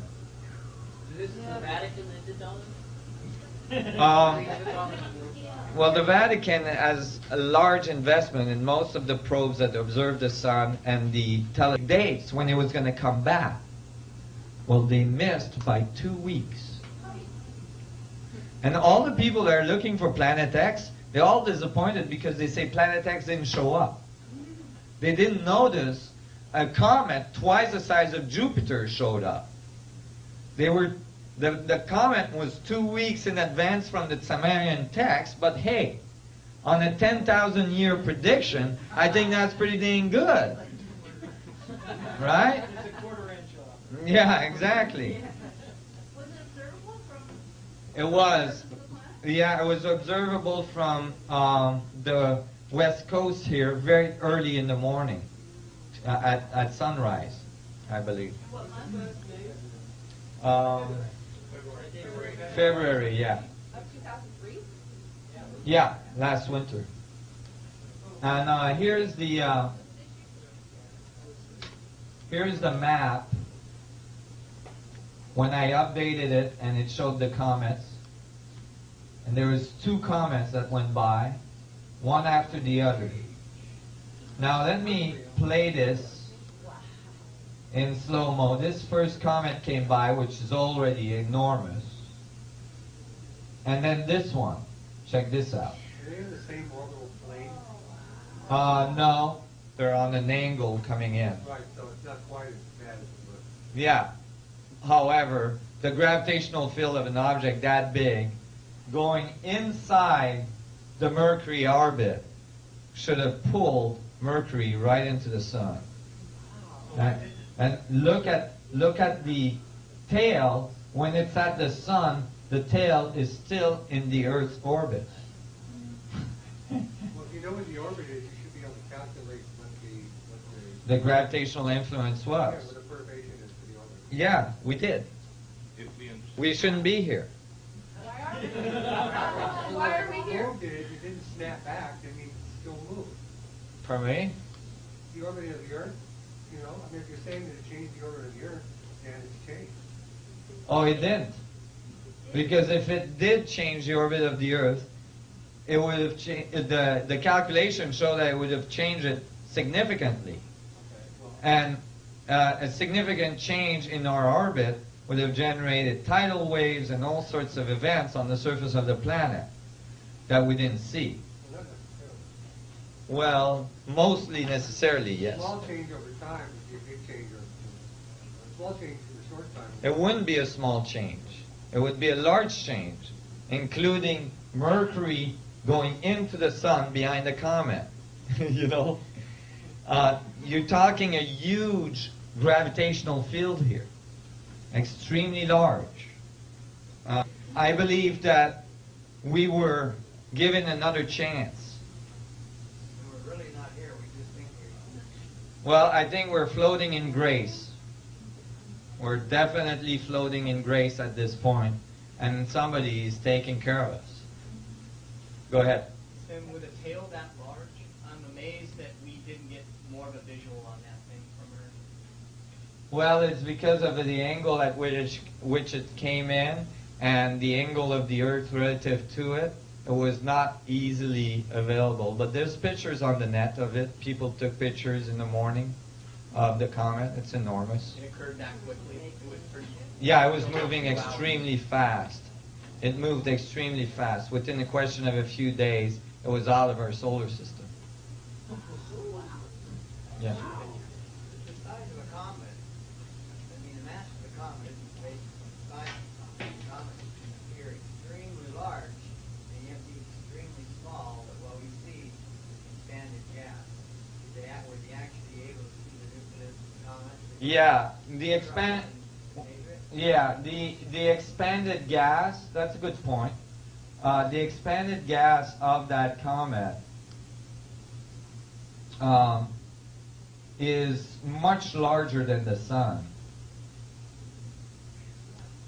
Well, the material size of the corona would tell whether or not it would really affect You see the size of the perturbation and the expansion of the gases around the comet makes the size of the comet actually much larger than twice the size of Jupiter. So when they say twice the size of Jupiter, they're talking about the nuclei of this comet, because the material around it, this is the size of the sun. The material around it makes it almost as large as the sun. You're talking about size or mass? I'm talking about size. The mass is directly related to its composition, which is supposed to be mostly ice and rocks. So, It'd be a concentration of any particular cause of gas. well, yeah, but that would be an unusual comet. In general, comets are ice and rocks. Which would make its mass so close to the sun's mass. The sun is gaseous. The solid object that size would have a mass. An extremely large mass. And the calculations show with a comet made out of ice and rock of this size, the gravitational field is extraordinary, is enormous. Go ahead. So you're thinking that this was definitely a comet, this wasn't a starship. Yeah, this was definitely a comet. They were protected by other forces, but this wasn't, if this was just a comet, that wasn't really... That's right. Because you see on this one, you know, unlike the videos of these other objects, you can tell there's a pretty good tail there, you know. I mean, this is a tail the size of an astronomical unit, almost, from the sun to the Earth, you know. So that's, you know, that's appropriate for a comet. You see? Go ahead. What's the source of this? Is this this is an animation, obviously, since the Earth is in it, or is it? Yeah. Yeah. Yeah. This is a program that gives you the activities that are going on in the solar system. But it's based on measurements. Yeah, yeah. It's all absolutely accurate to what's going on out there. At least some of the stuff that's released by NASA, in any case. That's actual footage, right? That's actual footage, yeah. This is not an animation. This is pictures taken by Soho of this comet going by. Go ahead. With regards to that, what are your information and thoughts on what the latitude was with regards to the sun, where that came from, and might that affect? Because that would have created a large perturbation in our daily life.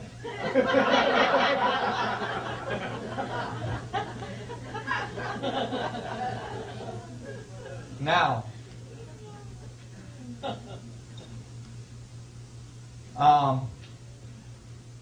the sun is not, you know, the activity that's going on in our solar system is just outrageous right now. You guys need to know about this. It's kind of nuts. This is what the sun does every year. Every 11 years, I'm sorry. It's called the sun cycle. Every 11 years, the sun flips its poles. Its north pole becomes its south pole, and its south pole becomes its north pole.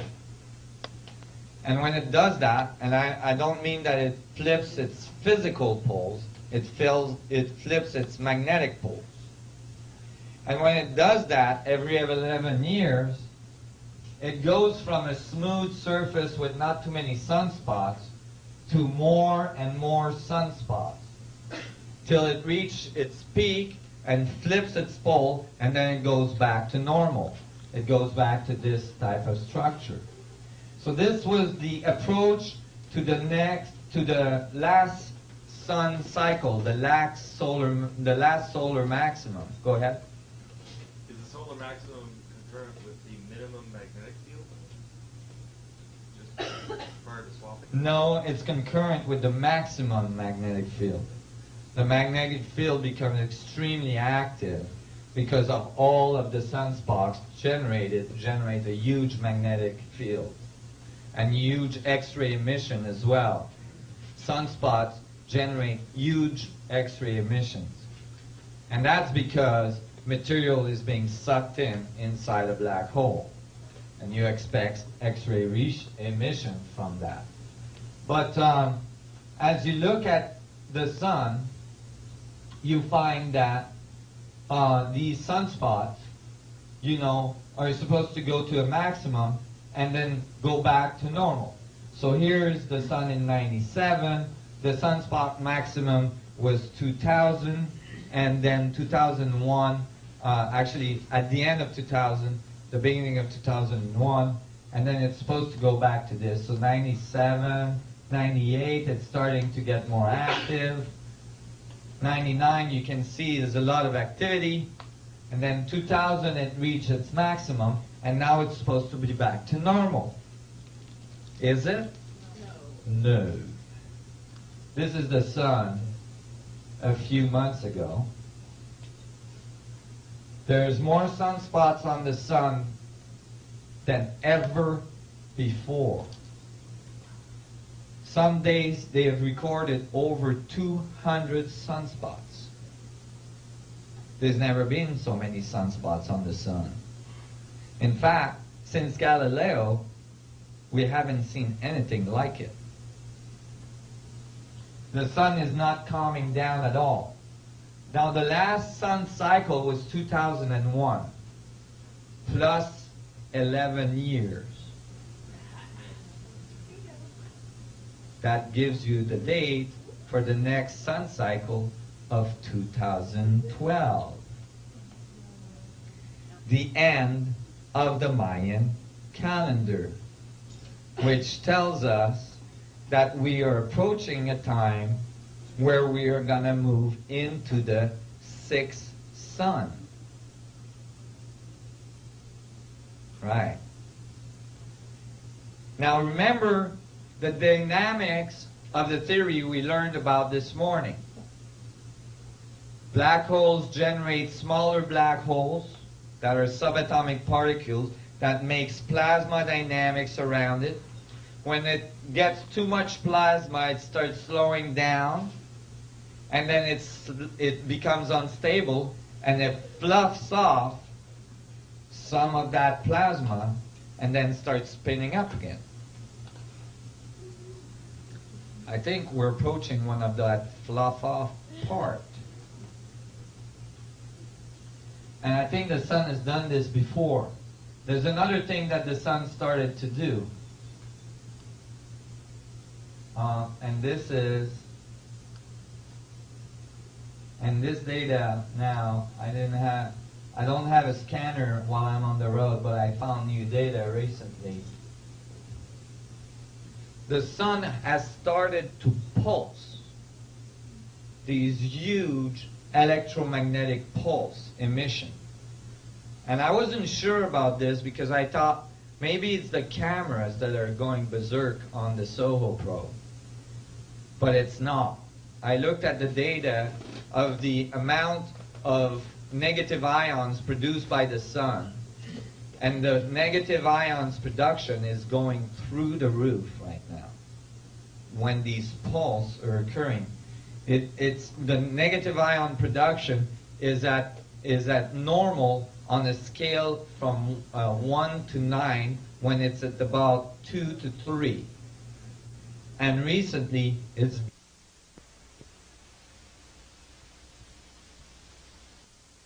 of the sun all of a sudden just pulsing like this. Let me show you what it looks like on telemetry. See, you gotta know, you gotta go frame by frame, otherwise you can't tell. But if you go frame by frame,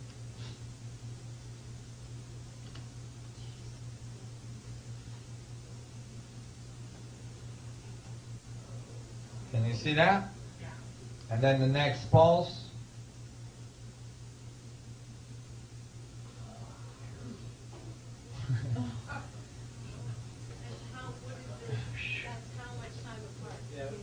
Well, this is days apart.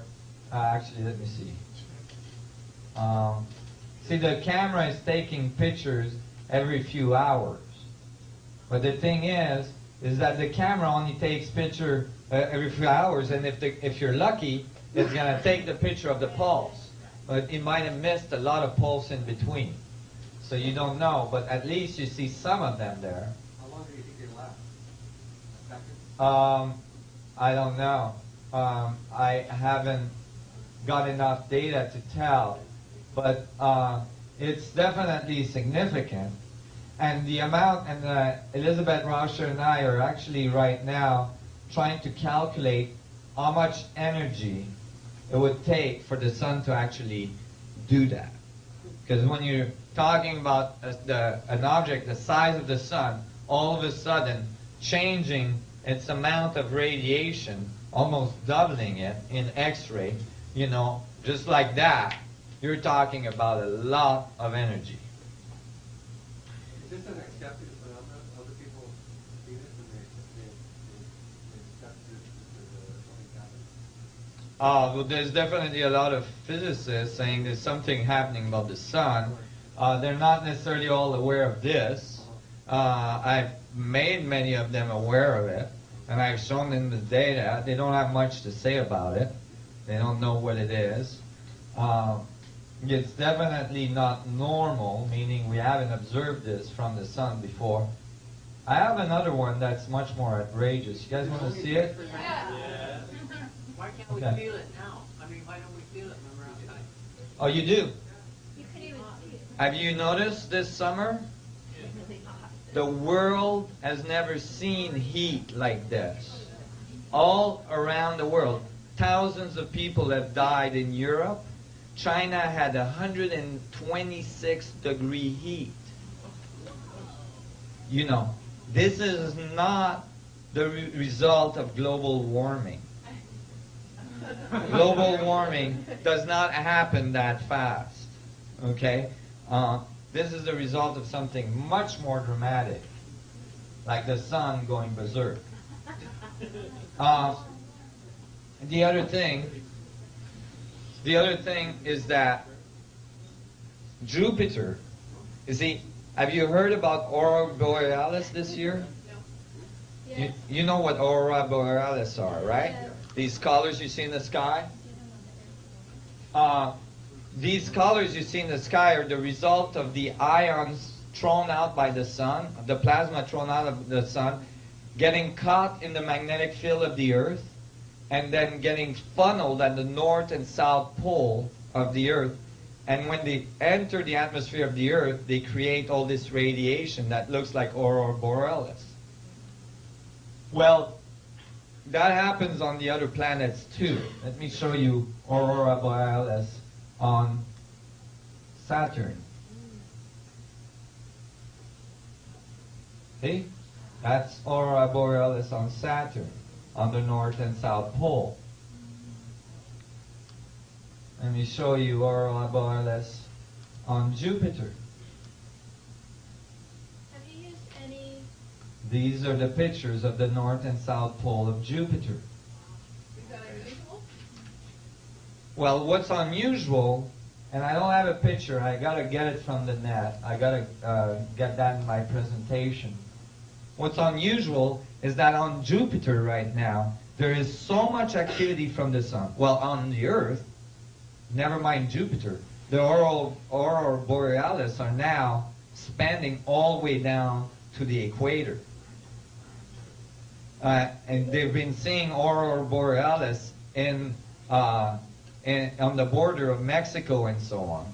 And there is Aurora Borealis in the North Pole that have been going on steady for weeks and months. They're not going away. Because there's so much solar activity, the sun is throwing out so much stuff that there's so much ions coming in the atmosphere that it's creating these Aurora Borealis all around that are, in a steady state now. But on Jupiter, they have now observed an extremely hot spot, almost the size of the Earth, on the North Pole of Jupiter. Because there's so much solar activity, and all these hot ions are going in, the surface of Jupiter is actually starting to ignite. Jupiter is the exact same composition as the sun. In the sixth sun tradition of the Incas, the Mayans, and many others, many tradition talks about the next evolution, there will be two suns. And from these tradition, what's his name? Arthur C. Clarke did the movie 2010, where Jupiter atmosphere ignite into a sun. It's the birth of a new sun. I thought that's interesting. But I wanted to show you some of these pulses. I have new ones that are kind of mind-boggling, and I hope I can find them. It's kind of not obvious because there's so much stuff going on. Let me see. What pulse is that? So these pulse, is typical or what would be expected of a system that's about to go and release some of its energy. Now, it might not. Okay, 25,148. Let me see. 25,148. Let's see. I can nail this.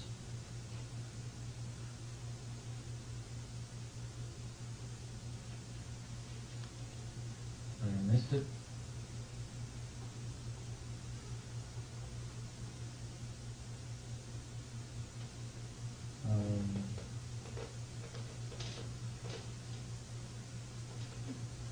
Let's see. Okay. 24.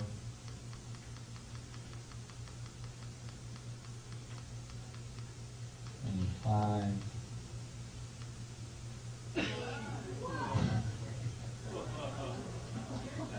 That is the largest pulse I have been able to find.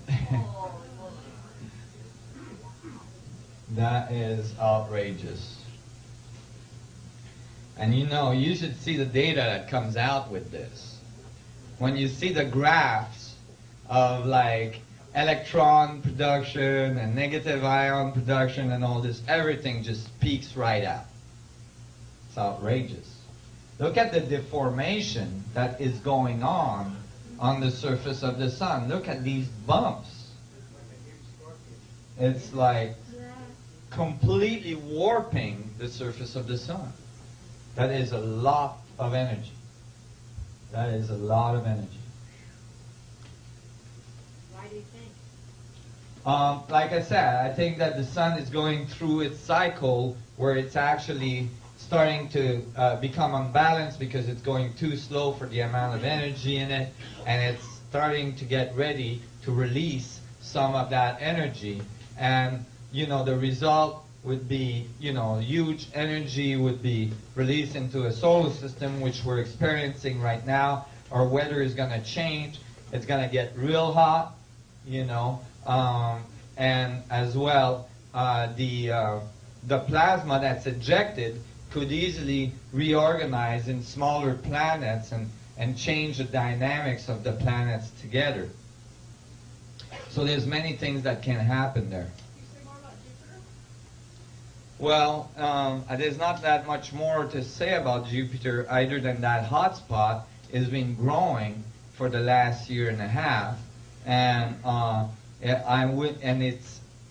at this point it's emitting a lot of energy in X-ray and infrared and all this. It's not visibly ignited yet, like it's not doing fire yet, but it's getting hotter and hotter, and it's getting bigger and bigger very quickly, especially as the sun is going more berserk. And that's like never been seen before. No, they have no explanation for it. If Jupiter is actually in the process of igniting and turning into a star, do you think that there's a possibility of a sympathetic vibration between the sun and Jupiter to actually bring that about? Create a balance? Yeah. They it's could be. Distance away, but yeah. A lot of energy too. Yeah, it's a lot of energy, and they're two fairly large objects, and they both output a lot of energy. Jupiter outputs 90% more energy than it receives from the sun, from some kind of internal energy source, which I believe is a black hole. So, yeah, definitely all objects, you know, are always in sympathetic resonance to each other and always tend towards stability and equilibrium. So there would be a reorganization of the sympathetic relationship between the two. So if all consists is fractal, what could you relate this to that we have observed before, or that microcosm? I mean, is there anything that you could relate it to? Yeah, it's similar to an electron going to the next orbit, the next shell. It's similar to a quasar becoming a galaxy. It's similar, you know, it's that pulse that occurs, you know, that pulse of life. The Big Bang is another example of it, if you'd like, you know. And so it is a fractal the fractal relationship actually you can find everywhere, and all of the dynamics and all the systems we see in the universe would be a result of that pulse. And interestingly, recently we have, for the first time, have been able to get data of what our solar system looks like inside the galaxy. And they were surprised to find that our solar system is in the middle of a bubble of nothingness in our galaxy, meaning all the material around our solar system seem to have been pushed away on the edge of our far from our solar system. And they don't know why. The only thing they could come up with was that a supernova must have blasted right beside our sun that pushed all this stuff out. But that doesn't make sense, because if a supernova went off beside our sun, then we would have got pushed out with the rest of the stuff. And our sun is right in the middle of that bubble. So the only thing that could have done that was our sun doing the pulse and pushing all the stuff out. And when it did that, most likely that's what generated all the plasma necessary to generate our planets. You see? And so now it's about to go to do another of these pulses. Now it could be a much smaller pulse. It could be a micro pulse in a fractal of larger pulse. You guys see what I mean? So it could fluff off just enough energy, release enough energy by doing these pulses, so that eventually it regains balance and goes back to normal. But even if it was minor in terms of the amount of the energy of the sun that would be released, it would still be a major event to people of Earth.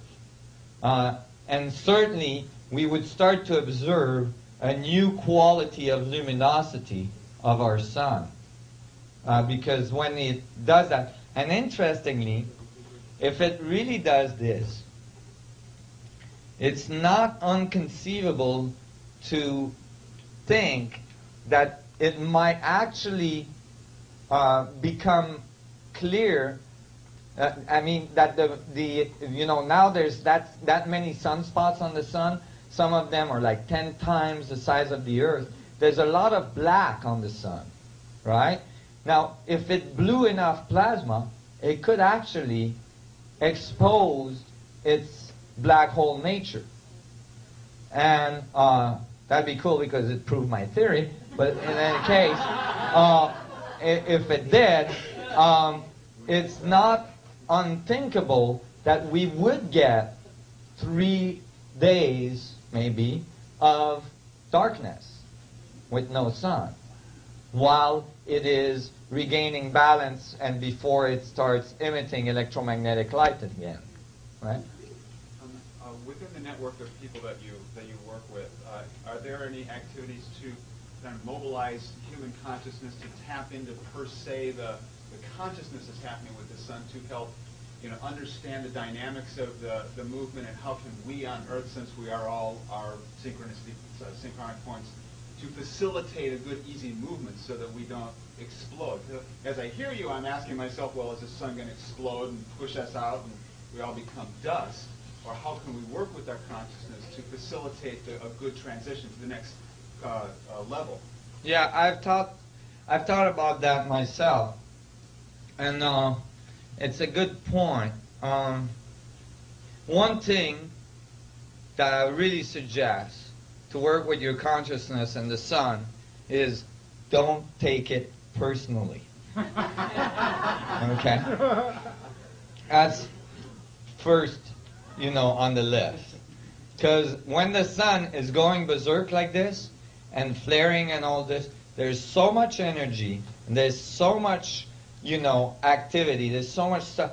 It is affecting human consciousness. There is no doubt about it.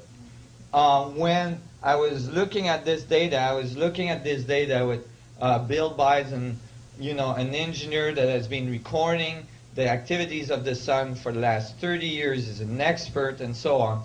And his jaw was on the ground. He was like, oh my God, I've never seen data like this.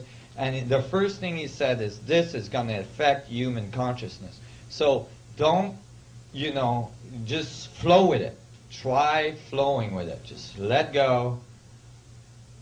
Don't worry if everything you say is completely misinterpreted. Okay?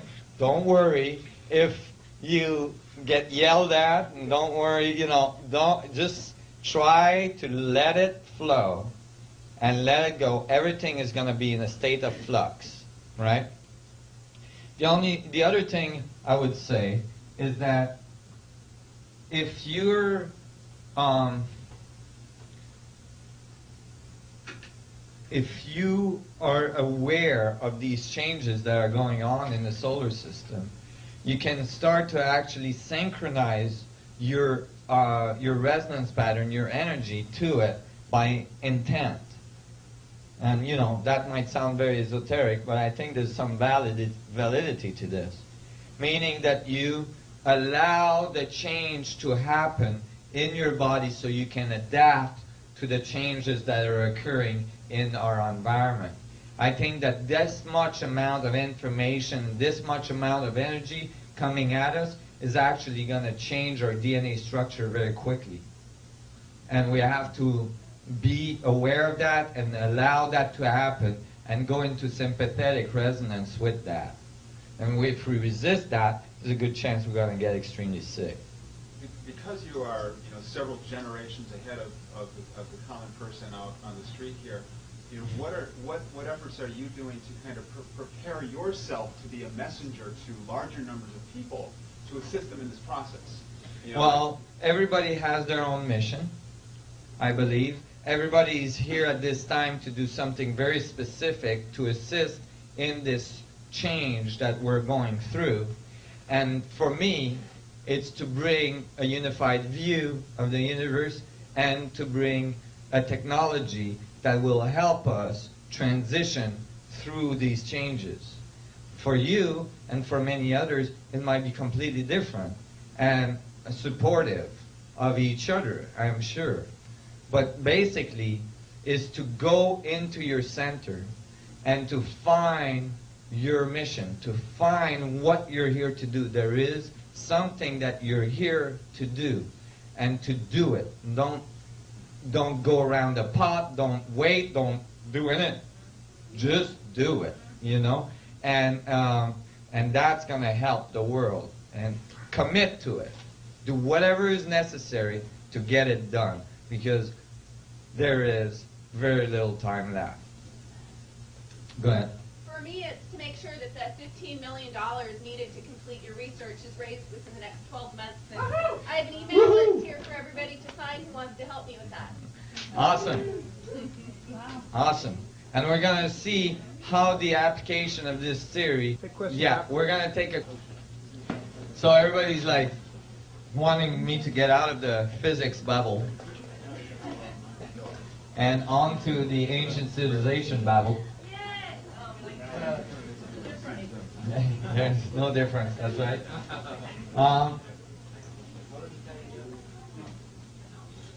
So, I had studied many ancient civilizations for many years. I really did study it. I didn't take it, for granted. I looked into it. I found the I Ching. I found the Mayan calendars.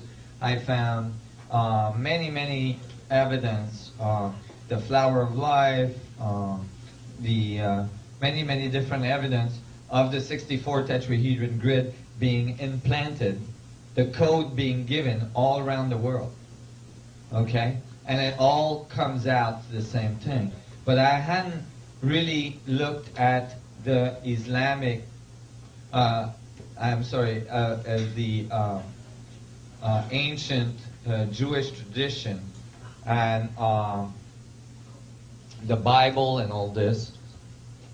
Remember, if you can find me my Bible.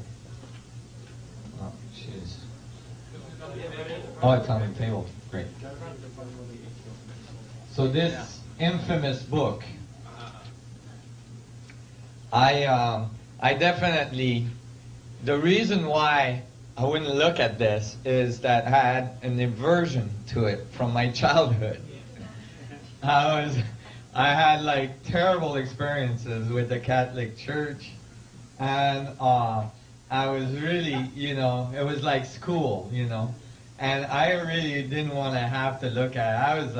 I was determined I was going to study all the other religions first. And finally, and we didn't have time to go through all this today, you know. I've given week-long seminars, and even in a week, I don't have time to go through all this stuff. Some of the people here from Reno were at my week-long seminar in Hawaii, and that was fun. You all have to come next time I do one of these. When? I don't know. It'll be maybe this winter sometime. Where? Just get on my, in Hawaii. Just get on my email list, and you can all come to Captain Cook in Hawaii where I live, and we're going to have a great time. Swim with dolphins in the morning. I don't. Because I've been staying behind the scene for many years, because I'm building technology, but actually now I'm ready to go public, and you're going to help me with that, right? Okay. Now, so I've been studying ancient civilization for a while. You all have enough energy for this part? Yeah. Okay, there you go. Wow, you guys are in. All right. And so I was really kind of, you know, trying to avoid this part, but I got into it eventually, and I went to my local church, and I actually borrowed a Bible. And, you know, they give them away most of the time. And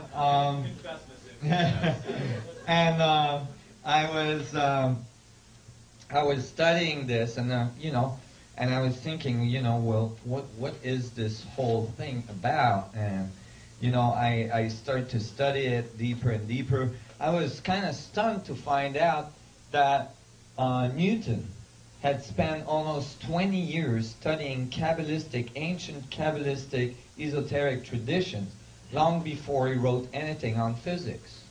And actually, there is a book of his memoir that is from his own writing that says that actually all of the physics that he wrote, he pulled directly from the study of the Kabbalistic traditions.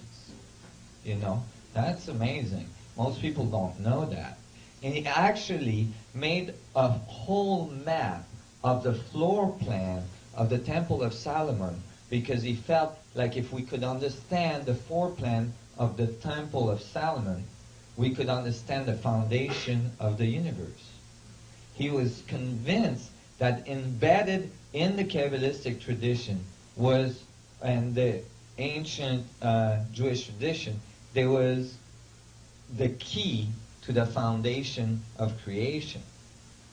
And so he dug for many years, and he extrapolated all of his laws of physics out of them.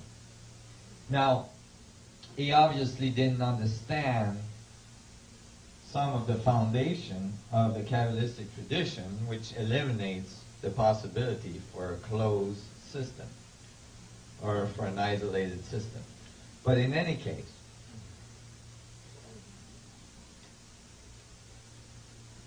I was surprised to find that. So hey, I got a Bible. One thing I knew is that from what I remembered from my education in the Catholic Church, God, according to the Catholic Church, was this old man with a beard, you know, sitting on a throne somewhere, and with a pair of binoculars and a 2x4, and every time you screwed up, it just hit you behind the head, right? So, you know, I was kind of terrified of that God very early in my life. And, you know, there was a lot of things about being afraid of God and all this stuff.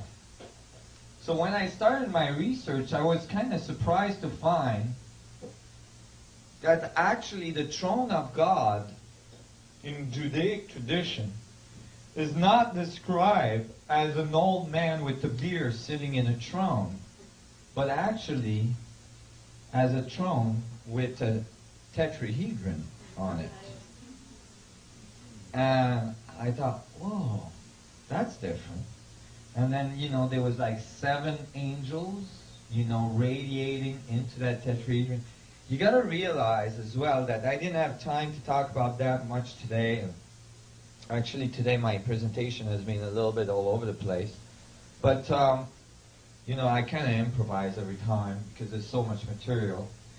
But one thing is that all the way through this investigation, it was clear to me that if you understood the structure of the vacuum, the structure of the foundation of creation, you could reproduce it in a technology which creates a resonance pattern between the geometry of space, the geometry of the structure of the vacuum, and the technology itself.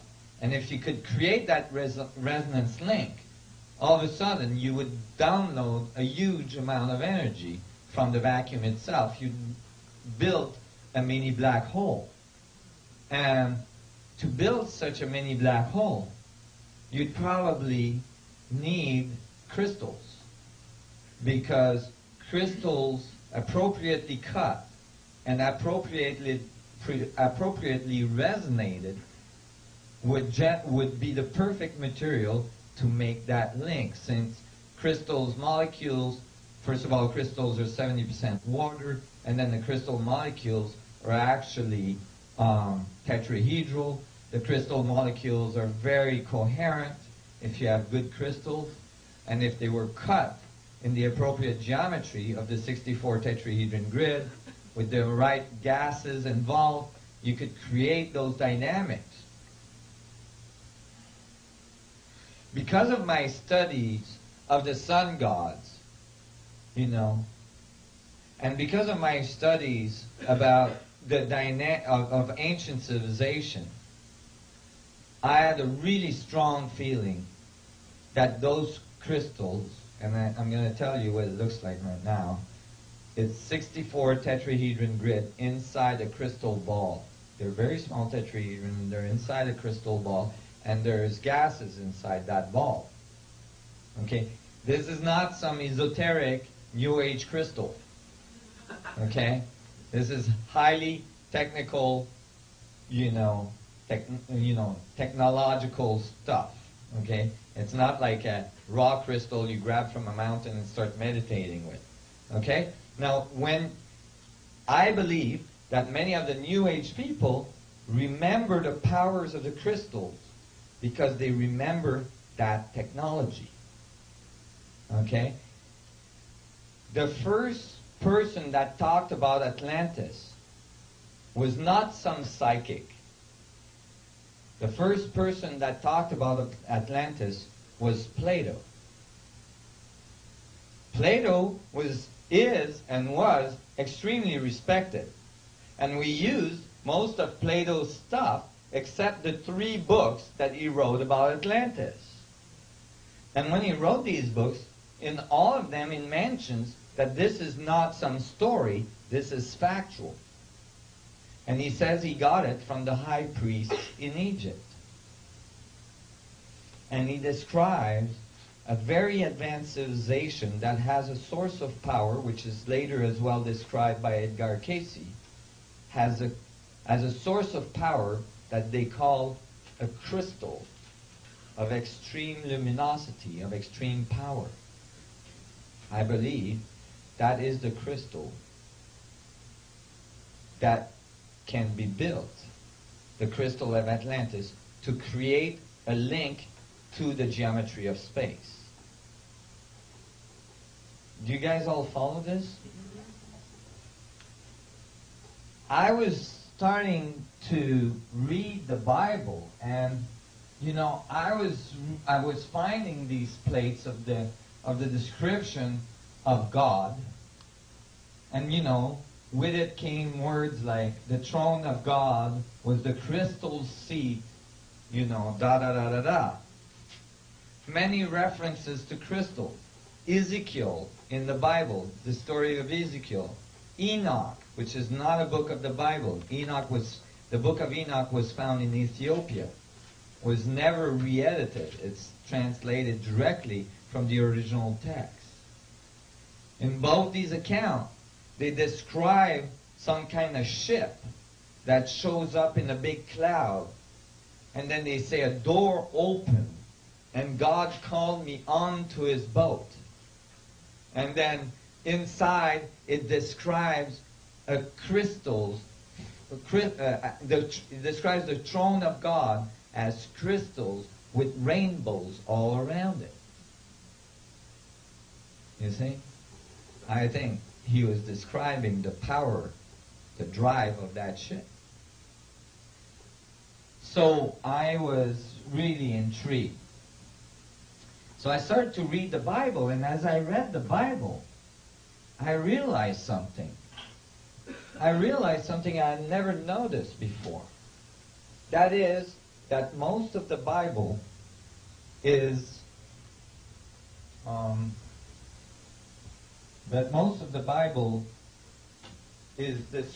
describing, the Old Testament is describing I'm going to have to read, and I can't hold this while I'm reading. Thank you. Appreciate it. So that the Bible actually is describing something, the Old Testament anyway, is describing something that is very, very strange. When the Old Testament talks about God, it doesn't say, and God. It says, and the Ark of the Covenant of God. It turns out that the whole Old Testament is describing the comings and going of the Ark of the Covenant, except for Genesis, which describes the start.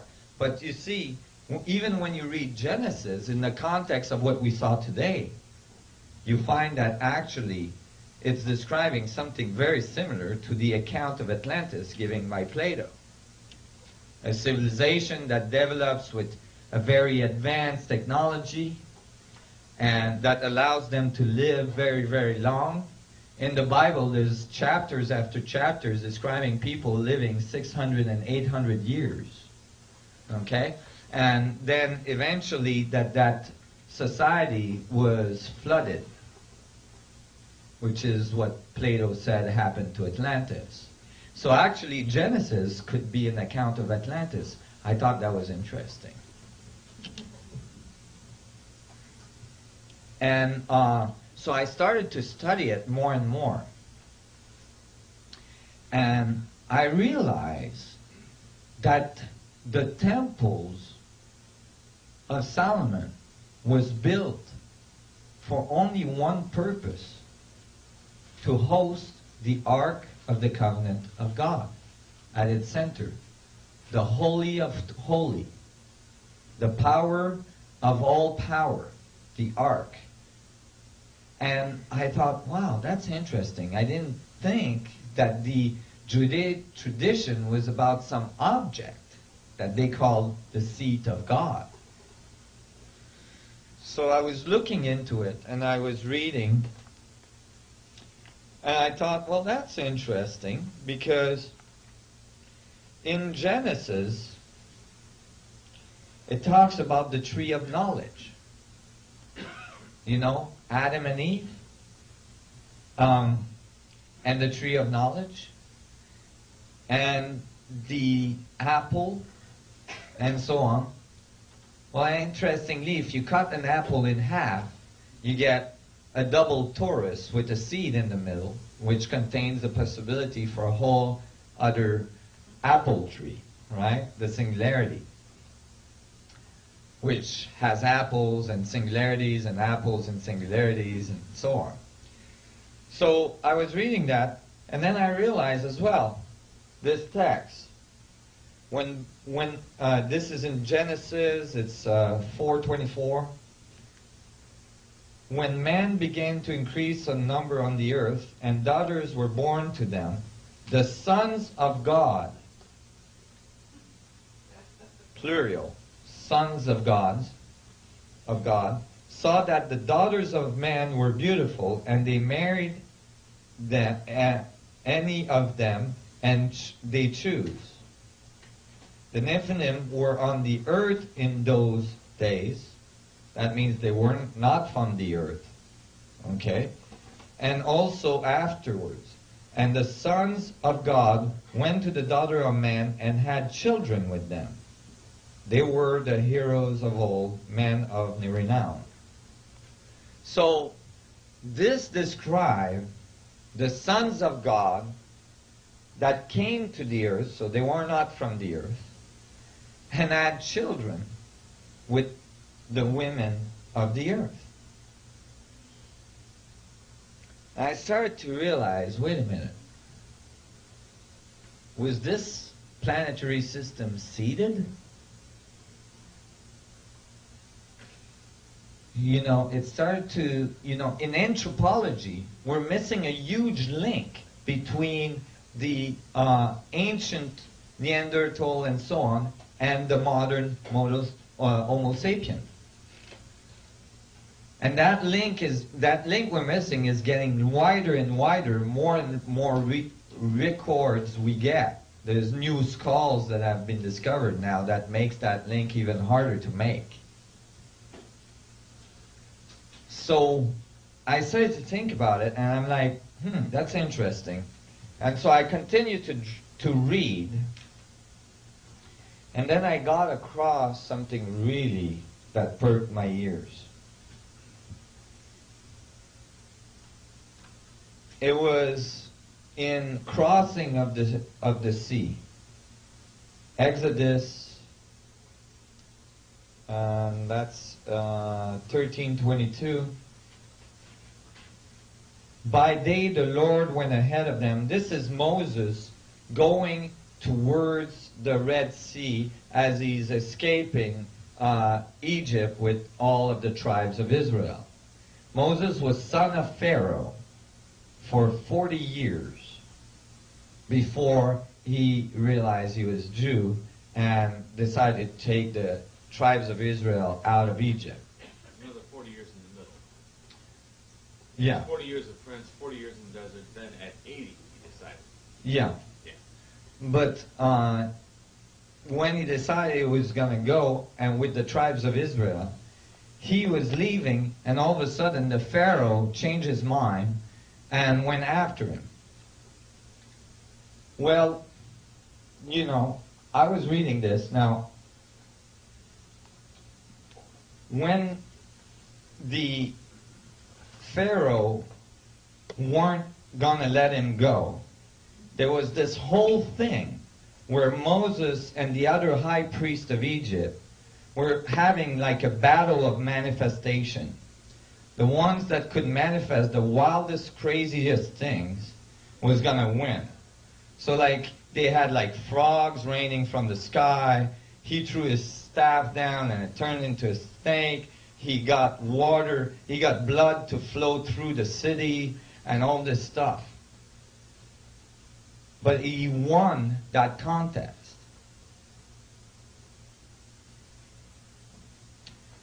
As I looked at the Ark of the Covenant in the Bible, the Ark that they call the Ark of God, they give dimensions of that box. It's like a box-like object that's got gold on the outside, wood in the middle, and gold on the inside. Well, that's a capacitor. A capacitor is an object that holds energy. When you charge it, just like a battery, it holds energy, except that a battery can only discharge the energy very slowly. A capacitor can discharge the energy in an instant. So he, you know, when I looked at it, I thought, well, that's a neat capacitor. It would be quite large in capacitance. It would be a very high level, a lot of capacitance. It would have really high voltage, and it would be quite heavy. It would be a heavy object, extremely heavy. In fact, it would be way too heavy to lift up with 2 flimsy poles. It would weigh over 3 tons because of all the gold on it. And so there was problems with that, but I noticed that the dimensions that were given in the Bible for that box matched the dimensions of a box that was found in the remains of King Tut in Egypt. And then I noticed that those boxes were the exact appropriate boxes to fit inside the sarcophagus inside the Grand Pyramid of Giza. Meaning that the box size is a perfect fit so that you can lower the ark inside the sarcophagus inside the Grand Pyramid and then push the poles in without having to touch the capacitor, which would zap the crap out of you. So when you look at, and then I noticed as well that the outside dimensions of the sarcophagus are exactly half, actually are twice the volume of the inside dimension. Exactly. Okay, so it's a perfect octave. And then if you measure the ark as described in the Bible, that's again twice smaller than the inside dimension of the sarcophagus. So now you have another octave. And then if you measure the inside volume of the ark as described in the Bible, you got another octave. It's again twice as big, twice as small. So it was a perfect fit. And I started to think, what would you want to carry in a capacitor like that?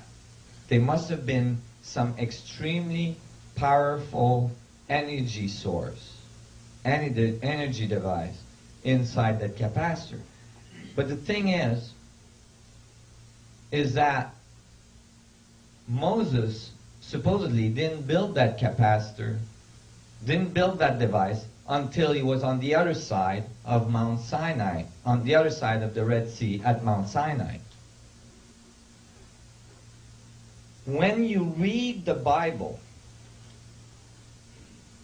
you find that actually the Ark of the Covenant is always portrayed as a very, as this box-like object with its 2 poles, with some kind of extremely luminous object between the cherubim on top of it. And then you see that in the Bible, this object is always described with a huge, what they call pillar of cloud or pillar of light above it, a huge vortex. I had just finished elaborating the mathematics and the topology of the space-time manifold generating huge vortex at the north and south pole of those black holes. And if you were to build a small one, you would generate a vortex like that as well. So I thought that was interesting, but I didn't really have anything on it. And then I read something that boggled my mind. This is the crossing of the Red Sea. Moses is now going towards the Red Sea, and the Pharaoh has changed his mind and is going after him. Maybe the Pharaoh changed his mind and went after him because Moses left with something the Pharaoh didn't expect Moses was going to leave with. And here it says, on the way to the Red Sea, by day the Lord went ahead of them in a pillar of cloud to guide them on their way, and at night in a pillar of fire to give them light, so that they could travel by day or night. Neither the pillar of cloud by day, nor the pillar of fire by night, left its place in front of the people. But you see, that pillar of fire and that pillar of cloud is always described on top of the Ark of the Covenant. Yet, here, they're not supposed to have the Ark of the Covenant yet. You see what I mean? So now I'm going, wait a minute. The box-like object that they're describing in the Bible might just be the carrying case for the power supply, which is something completely different, that generates the vortices and the singularity at the center. So I was starting to read this, and I'm like, okay, well, this is interesting, and I'm reading more, and it's saying that there's clouds above and there's clouds below and so on. And I thought, what do they mean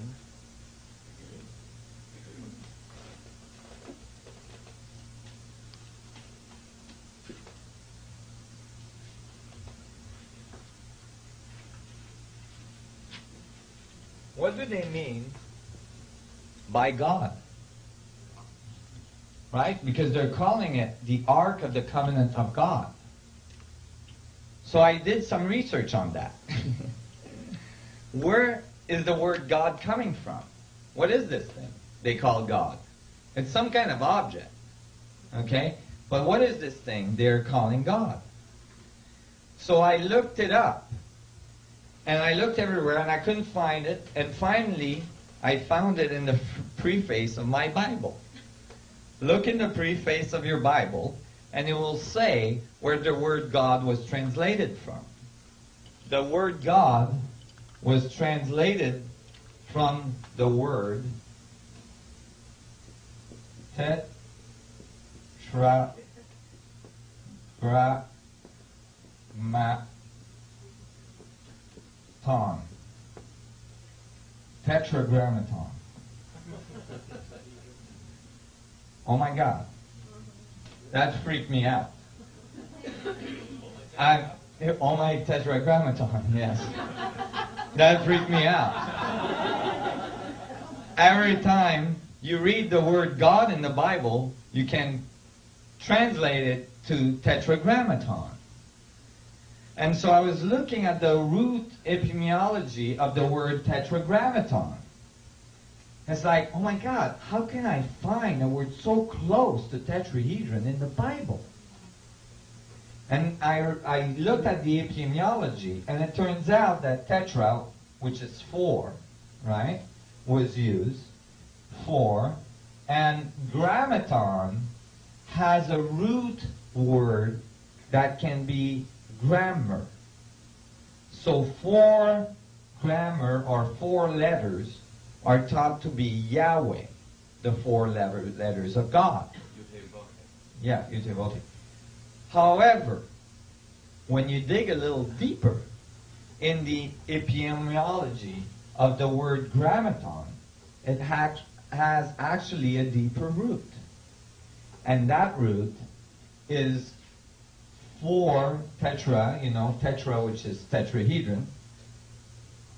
Grammaton comes from the word gram, or gravity. Weight, it refers to weight, gram, and the effect of gravity. And that's where the word gravity came from, grammaton. So now you have a word for God, okay, that has the structure of a tetrahedron generating a gravitational effect. And I thought, well, that I'm pushing it, right? I'm sure, this is kind of wild. But hey, then I look up what the heck is the tetragrammaton in Kabbalistic tradition, and I found that it is an isotropic vector metric in 2D. here is typically in Kabbalistic tradition the way God is represented. It's represented as isotropic vector metric. Remember, 4 faces, 3, 2, 1. It's like one face of the isotropic vector metric. And each letters of the word God has a number that goes with it. In Kabbalistic tradition, that's very important. Now you got to realize that the Kabbalistic tradition are the oral tradition of the Druidic history. These traditions were not to be written. They were not even supposed to be talked about. Only initiates could learn about these knowledge. It was thought to be the nature of God that was revealed. And if you understood it, you could understand God. So I was thinking maybe the Kabbalistic tradition is the explanation of what the power source inside that box is. That bright object. Go ahead. I would also mention I'm a student of Kabbalah. And, Yes. Yud means singularity. That's right. At the center of the Kabbalistic tradition is that crown that unfolds onto itself to infinity, describing singularity. So I was puzzled with this. I found that the tetragrammaton, right, was actually generating the numbers. So each letter in the isotropic vector matrix is a number, and the Kabbalistic tradition tells you that the numbers are just as important as the letters. And so when you calculate the numbers, you get 72, which is the 72 names of God that's found in the Bible, or the 72 faces of God, right? So that all match. But this is a male God. We're missing half the equation again.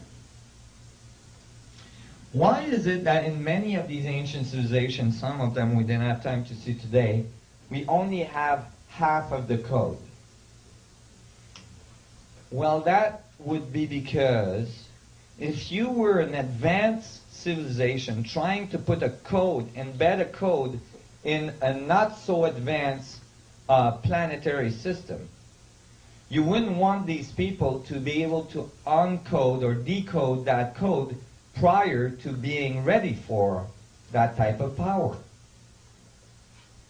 So you could code the code, or you could make the code only one polarity of it, like the male polarity of the code. And it wouldn't be until that civilization understood the balance between the male and female, understood the equality between the male and female, that they would be able to decode the code. And then that would mean that they were ready to do it. You guys follow what I just said? So basically, here you have to add the female god or goddess to the tetrahedron or to the isotropic vector metric. And if you did, you have the double of these numbers. And the result would be 72 plus 72, given 144, which is thought to be the number of ascension in the in Revelation. As well, in Revelation it says that the New Jerusalem is a crystal city with rainbows all around it. And that crystal city has faces of 144. There is exactly 144 faces on the outside of a 64 tetrahedron metric. Nice. I thought I was onto it. And so I kept on reading the Bible, and I got really interested now, you know. And I'm like, oh my God, this is all about the technology. This is all about Atlantis. And I kept on reading, and I found something that was extremely significant. And this has been completely omitted by scholars. This is long after, you know, Moses was following the ark through the desert. It took him 40 years to do a route that usually took only a year. Okay? I know this because my father, actually my grandfather, my father is Iranian, and my grandfather was a guide that brought people to Mecca from Iran. And it took him 6 months there and 6 months back in the desert. And so these routes were well known. And actually, my grandfather lived to the age of 128. And I believe that it's because he went to Mecca, to the Kaaba, which held the black crystal, the dark stone, or the black sun, as described by the Sumerian plates, given to man by the sun gods. But in any case, Moses is taking 40 years to do a route that should have taken a year. Why? Because he's following the ark. It's very clear in the Judaic tradition and in the rabbinic tradition that the ark is moving on its own. Whenever the ark lifts and starts going, they would lift camp and follow it. And whenever the ark would stop, they would stop and put a camp up. Sometimes they would stay there for 3-4 years before the ark would start going again. So this ark seemed to have anti-gravitic capability. It seemed to be able to hover. There's instances where they describe the ark lifting the high priest that carried it. So I'm thinking about all this, and then eventually, you know, Moses dies, and Joshua has taken the lead, and Joshua arrives at the Jordan, and this is where I found this really interesting thing. Joshua arrives at the Jordan, and the Jordan is running at flood level. There's no way they can cross with the tribes of Israel, and they're trying to get to Jericho on the other side. So Joshua doesn't know what to do, and he asks God, and God says,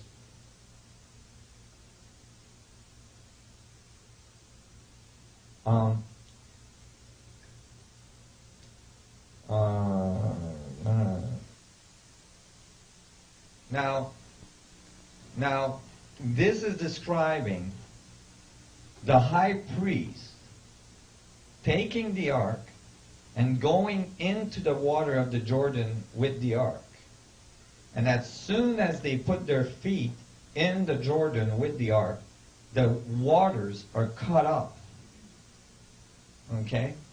And then it says, you know, and then there's a whole bunch of other things. This is Joshua 4:22 for people that want to refer it. And the priests came up out of the river, carrying the ark of the covenant of the Lord. No sooner they had set their feet on dry ground than the water of the Jordan returned to their place and ran at flood stage as before. So they went into the Jordan, sat there with the ark, while all of the tribes of Israel went across, and the water was stopped. And then as soon as they got out, the water started to flow again. Well, I thought that's interesting, because one evidence of gravitational effect would be to stop the course of water. But what blew my mind is what comes next, at the end of that chapter. For the Lord your God, they're talking about the ark, dried up the Jordan before you until you had crossed over.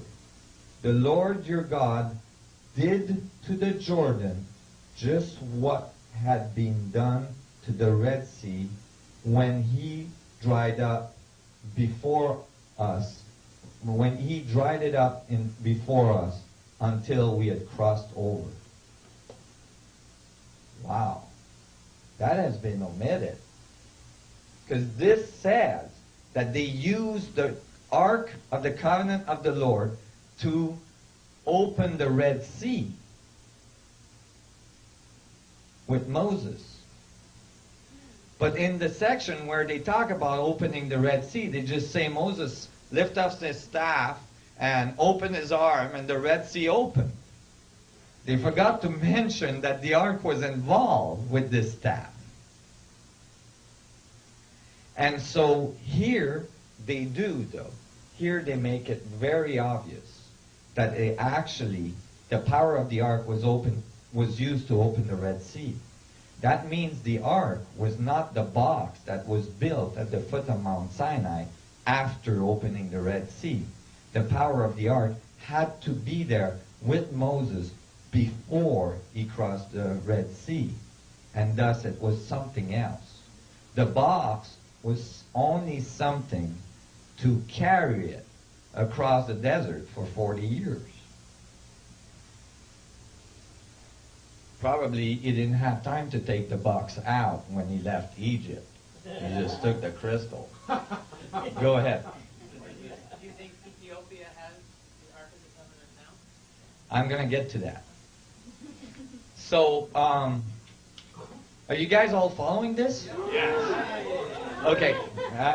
So I was really excited. I was like, oh my God, this is really real. I mean, they're really talking about some object. And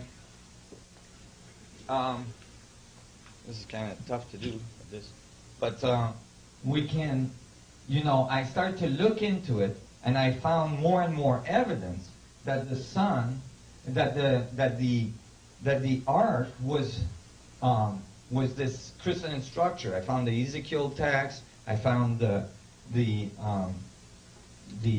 Keys of Enoch text, and I thought, wait a minute, what are they talking about? Well, I looked deeper into the Kabbalistic tradition, and when I did, I found that they didn't just give you like hints to what the geometry was. They actually said, this is the Kabbalistic tree, this is the foundation of all creation, and if you decode this, you'll understand all of the universe. So I knew that they were giving us a really good key to what was powering the Ark of the Covenant, since the Ark was thought to be the seat of God, the seat of the universe. And the Kabbalistic tree can commonly be described as the tree of knowledge as well. The tree that was placed in the Garden of Eden at the center of our Genesis. So when I looked at it, I thought, what is this?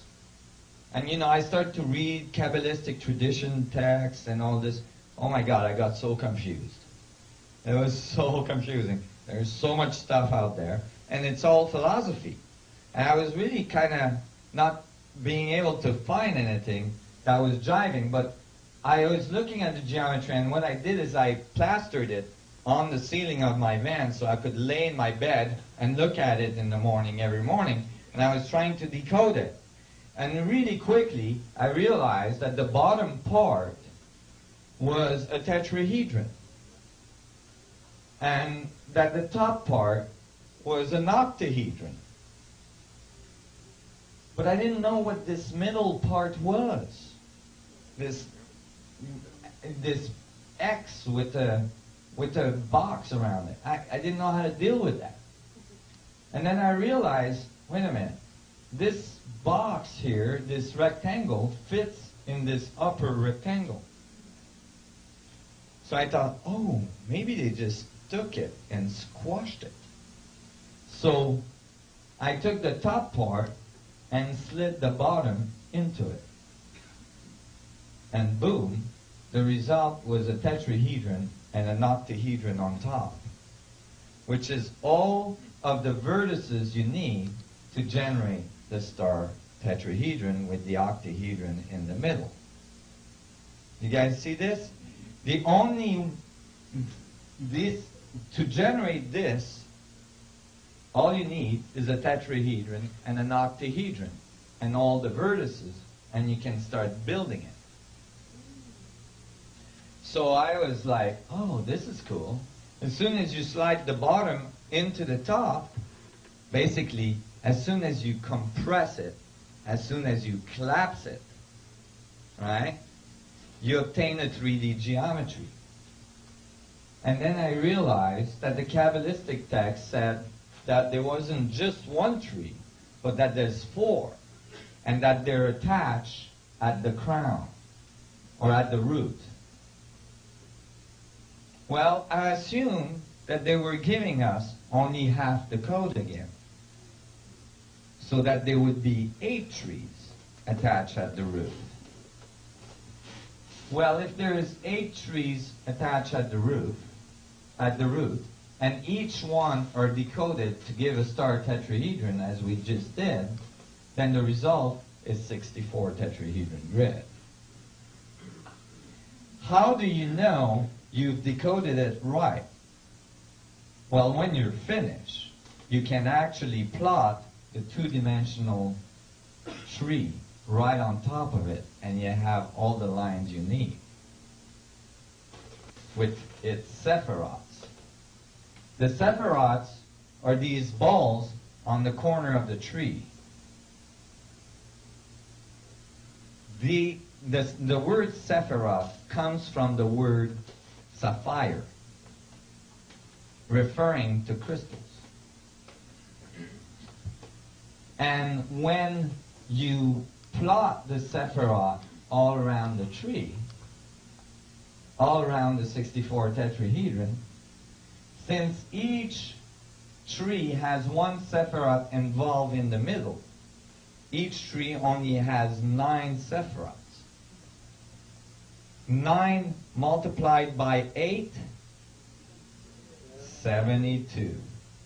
I had come back exactly to the tetragrammaton.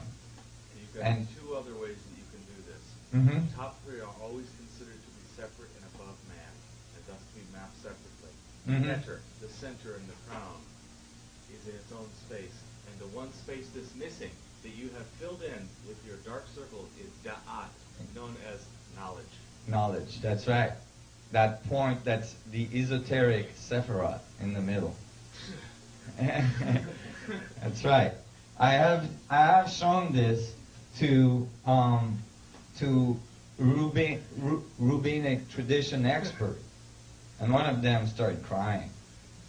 It's very significant.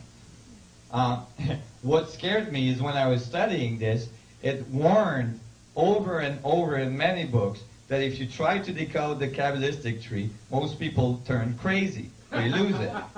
And I figure, well, you know what? I'm already crazy, so I can't go much further, so I should be all right, right? And so I just went at it, and it came out. So I was like in amazement that it was so easy. Now I did do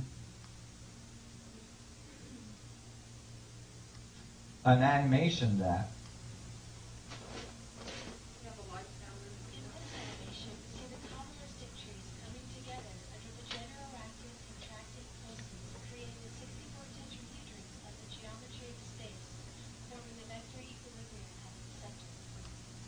so here it is again. In this animation, we see the Kabbalistic trees coming together under the general active contracting pulses, creating the 64 tetrahedrons of the geometry of space, forming the vector equilibrium at its center.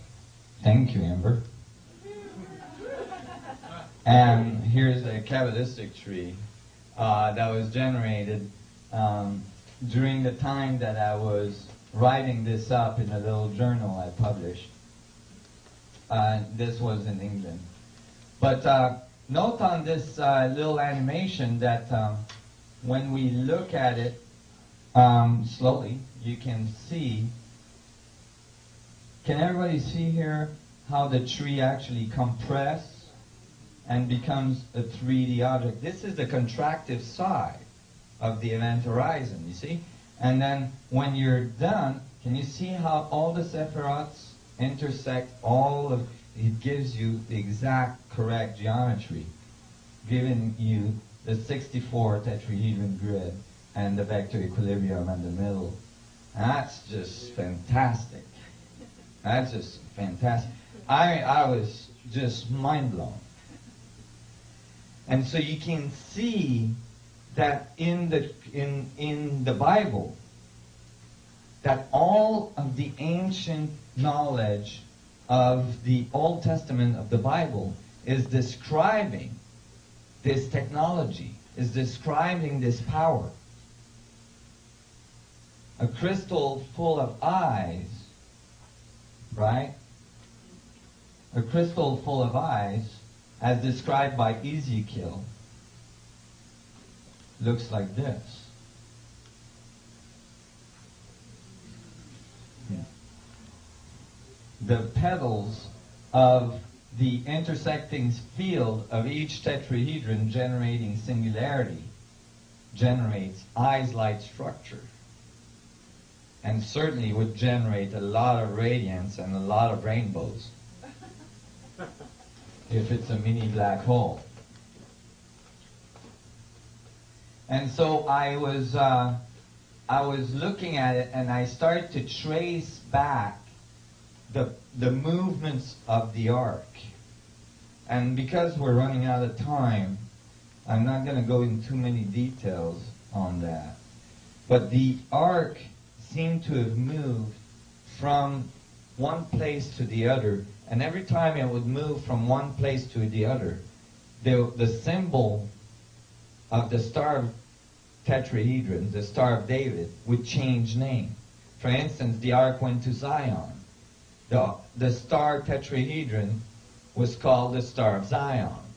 Then the ark went to Solomon. The star tetrahedron was called the Shield of Solomon.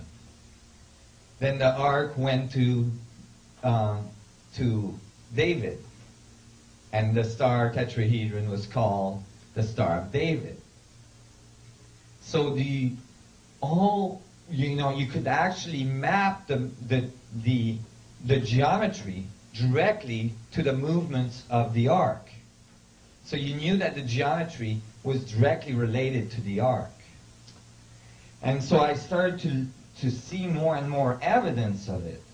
And I looked in the Bible further and further, and I saw that they actually brought the ark to the Temple of Solomon, and then they built a huge water container in the back of the Holy of Holies. It was called the Little Sea because it was so big.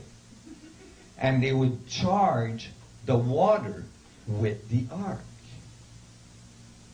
You see? And so I was very excited. I was like, because then I realized that all of the pyramids in Egypt, including the pyramids in South America and Mexico, had waterways that were diverted to go through it. All the pyramids of Egypt had waterways going from the Nile into the pyramid. So they were charging the water with the ark, and then they would allow the water to be used in the fields, and they would get incredible crops. And that's what eventually started baptism with that water, holy waters, and so on. And incredible crops. Every year at Yom Kippur, the ark would be taken out of the Temple of Solomon and brought to the waters that they would irrigate the fields with for the rest of the year. Imagine a technology that creates a huge amount of coherency in the vacuum state polarization, in the structure of space-time around it. Any material that's around there, and certainly water, because water is so malleable, would take that imprint, would go into high coherence, and start to be able to download much more life force than originally. So I started to, I could see how this whole evolution. So I'm going to jump ahead. I'm going to give you, do you guys all follow this? Yeah. See, this is really like a step in a new understanding of what truly happened on Earth. I'm kind of going to give you the whole package because I just don't have time to go into the details right now. But it's pretty obvious and it's pretty evident that actually that object has been on this planet for many, many years. That the sun gods brought it to man, and the first account of that object having been brought to man by the sun gods is in the Sumerian tablets, which says that the sun gods came to the earth and met with man on top of a mountain, just like the story of Moses. And at the top of the mountain, they give them the black sun, a black hole. And the tree of knowledge in the temple, in the Garden of Eden. The tree of knowledge is the Kabbalistic tree that we just saw decoded. The tree of knowledge was that crystal power that was charging the water and charging the food and generating the Garden of Eden. I believe that advanced civilization found this planet, and the planet was not very evolved. And when they found a planet that's not very evolved, they usually try to help it along. Why would they do that? Why would they seed planets? If the universe is a fractal, and the universe learns as a result of an open feedback of the fractal nature of space, then if you understand these principles, you would want your local universe, for instance, your local galaxy, to have the most amount of learning centers for the universe. Because more they would be learning, more there would be knowledge available for all, and more everybody could rise together. So these civilizations would seed planets all around the earth. Actually, I believe that that's why they still come here and take eggs and sperms from people of the earth to actually seed other planets with. When they get to a planet, they cannot put their gene directly into that planet. Why? Because that would be like bringing a tropical plant to Alaska. It's not going to survive, or it's going to create disruptions on the biology of that planet. So what they do is they take the highest species, the most evolved species on that planet, and they cross the genes with them. And that boosts the evolution. In our case, it produced the Homo sapien.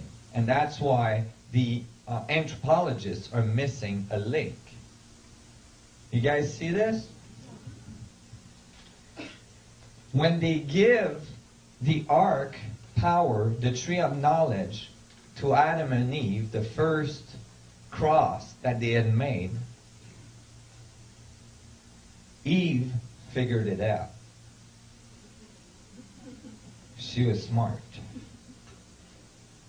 She figured it out. This is why it's represented as an apple, the apple being the double torus.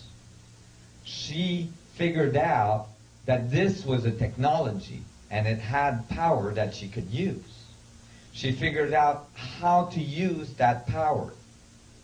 And if you read in the Bible, it says, oh no, now man has become immortal.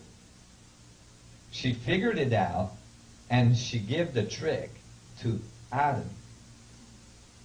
And since the sun gods had kind of, since Adam and Eve had figured it out, I guess they decided that to let them have that type of power right from the start. And that's what generated all of the evolution of Atlantis and Lemuria, described by Plato.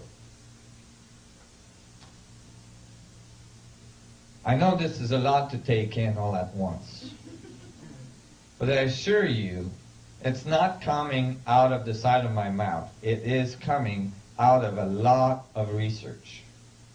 Okay? The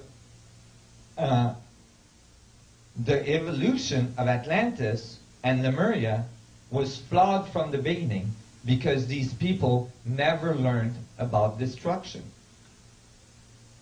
They had so much power so fast in their evolution, it became eventually corrupted.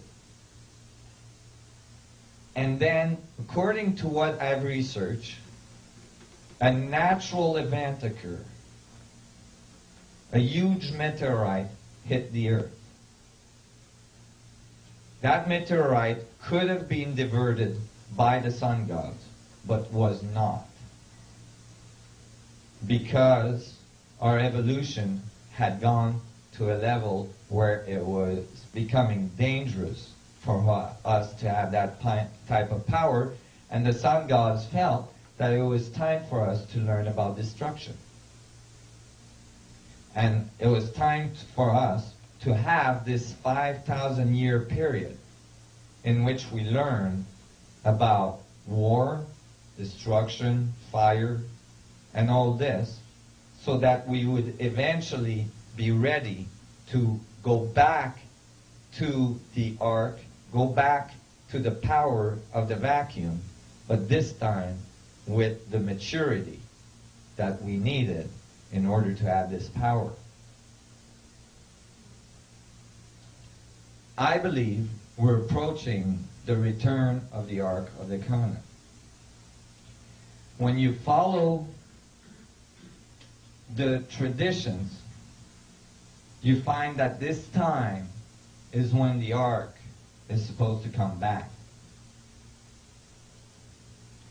And when we see the evolution of the Ark, we find that the Ark had gone through a long chain of events that brought the knowledge all over the world. And actually, all of our evolution is based on the return of this power to our civilization. Because this power is the power that liberates us from the shackle of entropy and reductionism. It allows us to become centropic, to have infinite amount of energy, to have infinite amount of power. It allows us to regain our place in the brotherhood and sisterhood of the galaxy, and to re-enter in contact with advanced civilization that have been observing us for the past 5,000 years. But this time we have to figure it out ourselves. I followed many. Oh, my batteries are fully charged. That's right.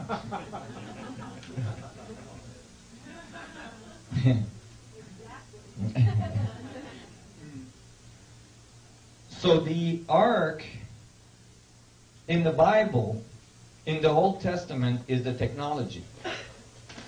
In the New Testament, Jesus, which actually true name is Emmanuel, which is mentioned in the Bible, Emmanuel is thought to be the living ark. Well, there's an interesting thing that happened there. You see, when the high priest had the ark in the Temple of Solomon, they knew that if Jerusalem was attacked, they would have to take the ark out of Jerusalem somewhere. So they had a B plan, obviously, for the ark in case there was something to happen with the Temple of Solomon. The Temple of Solomon was built as concentric walls. with the Holy of Holy in the middle. These walls were extremely thick, and they were to protect the initiate from the Ark of the Covenant. The initiate had to go through all sorts of initiation to eventually go from one wall to the other to get to the Holy of Holy. It was the largest temple ever built on earth. But during the 1st century AD, the Philistines took over Jerusalem. There was a B plan for the ark. That B plan was called the Dead Sea community. On the side of the Dead Sea, that was the Essenes. Now, the first person that talked about the Essene and that community was Edgar Cayce. Edgar Cayce, in one of his readings, said there was a community on the side of the Dead Sea that had written scrolls, and that we were going to find these scrolls.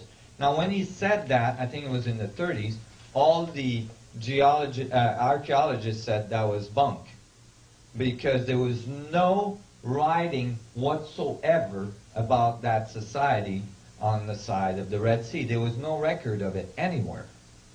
That was because it was the B plan for the ark. They weren't advertising. So when they took the ark out of the Temple of Solomon, they brought it to the Essene, which was a community of high priests that was constantly being made ready in case the ark would show up. Go ahead. James, the brother of Jesus, was with the Essenes for a long time. Well, I think that the whole family was with the Essene for a long time.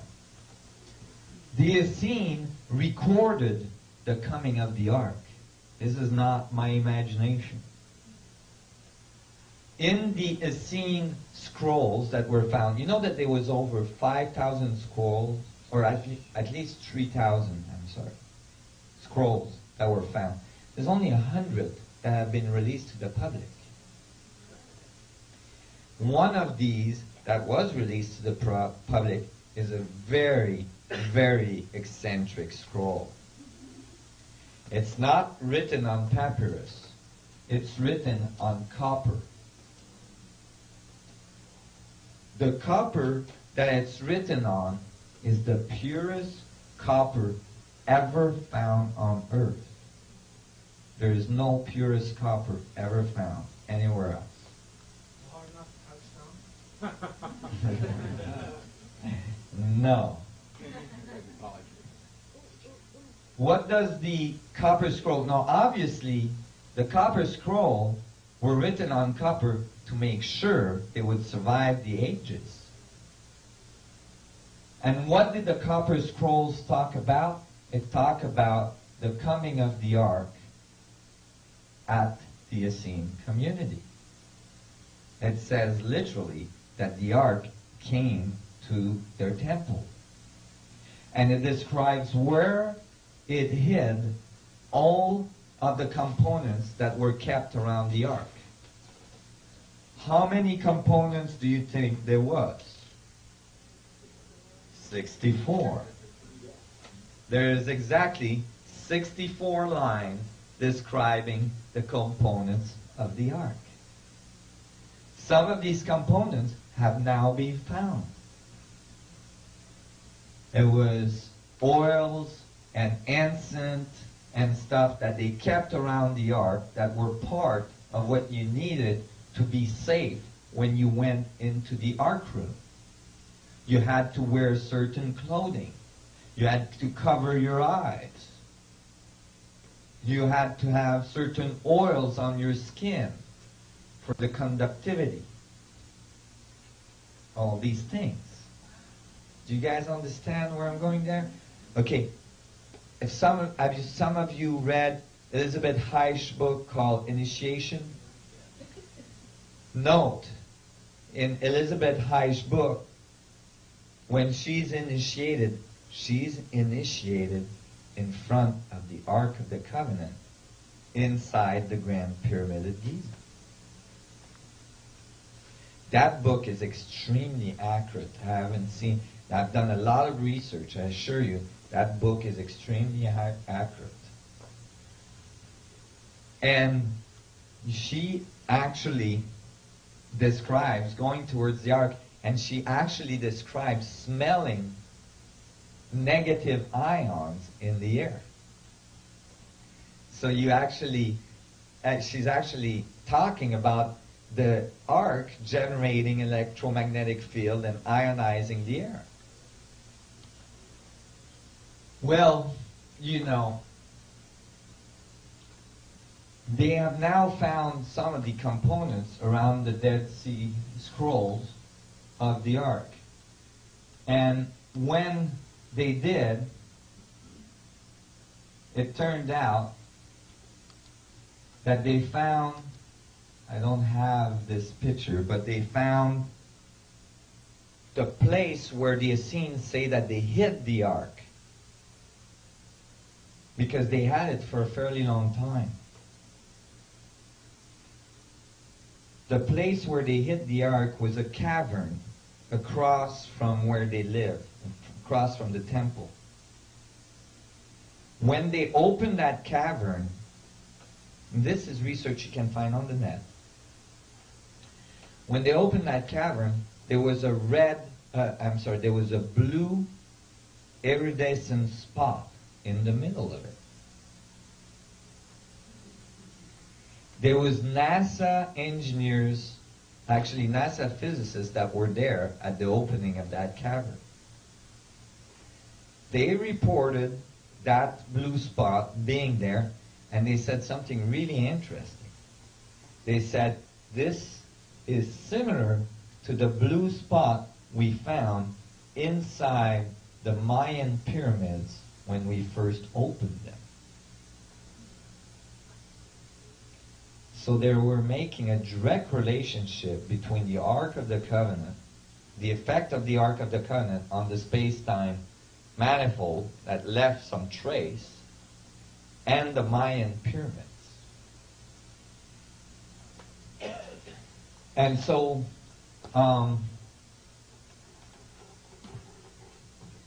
interestingly, when the ark disappears from the temples of the Temple of Solomon and goes to the Essene, at the same period, very shortly after, the living ark, Emmanuel, appears onto the scene.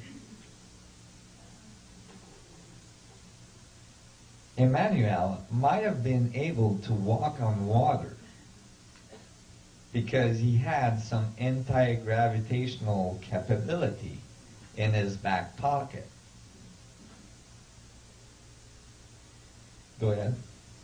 Well, in the Book of Mormon, why Emmanuel or Jesus visited the American continent after he left Israel. Well, then he would have had to be able to do some pretty good flying too. And so, interestingly, Emmanuel is the living ark. Well, these things are related. Why? Because when we built the external Merkaba, the external ark, all we're building is a reproduction of our internal functioning. The inside singularity, the inside arc that keeps us alive. And so we're creating a very short feedback. That's why you had to be initiated very carefully before you could approach the ark. You had to be pure of heart. Because the feedback is so short that if you have destructive intent, you'll just die right on the spot. It'll bite you right back. So it's a Aaron's sons died that way. It's a very fail-safe system. You can't use it for destruction very much, because by the time you try to use it for destruction, you're already dead. See, it's nothing new. The universe is a feedback. We are very destructive in nature, and we're just about to destroy ourselves. But meanwhile, it took a long time, and we had time to destroy a lot of things around us. With this, no waiting necessary. You just don't survive the experience.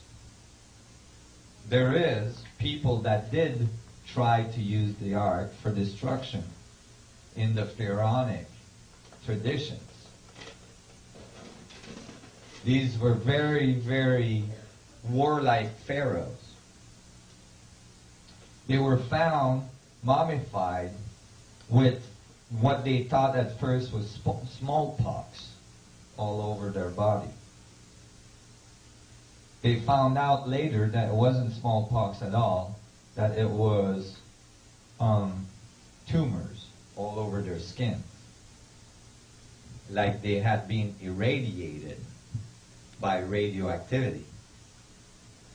At one point, the ark is stolen by, the ark is attempted to be used for war and is taken by the Philistine before it's moved to the Essene, long before. And the same thing happens. They bring it to their temple and they try to use it and all this, and they all get tumors. It's in the Bible.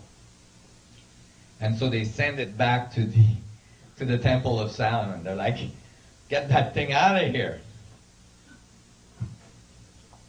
So Emmanuel was most likely born in the field of the Ark of the Covenant. And as a result, he had very advanced DNA structure. In fact, Emmanuel might have got revived by using the Ark of the Covenant and resuscitating him, generating the whole, return of Emmanuel, return of Jesus 3 days later. Well, when I was asked to talk about the Knights Templars, you guys are seeing this view a little bit more. I'm going to tell you now how it reaches you, how far this goes, and how much the power at B is actually trying to get this power back.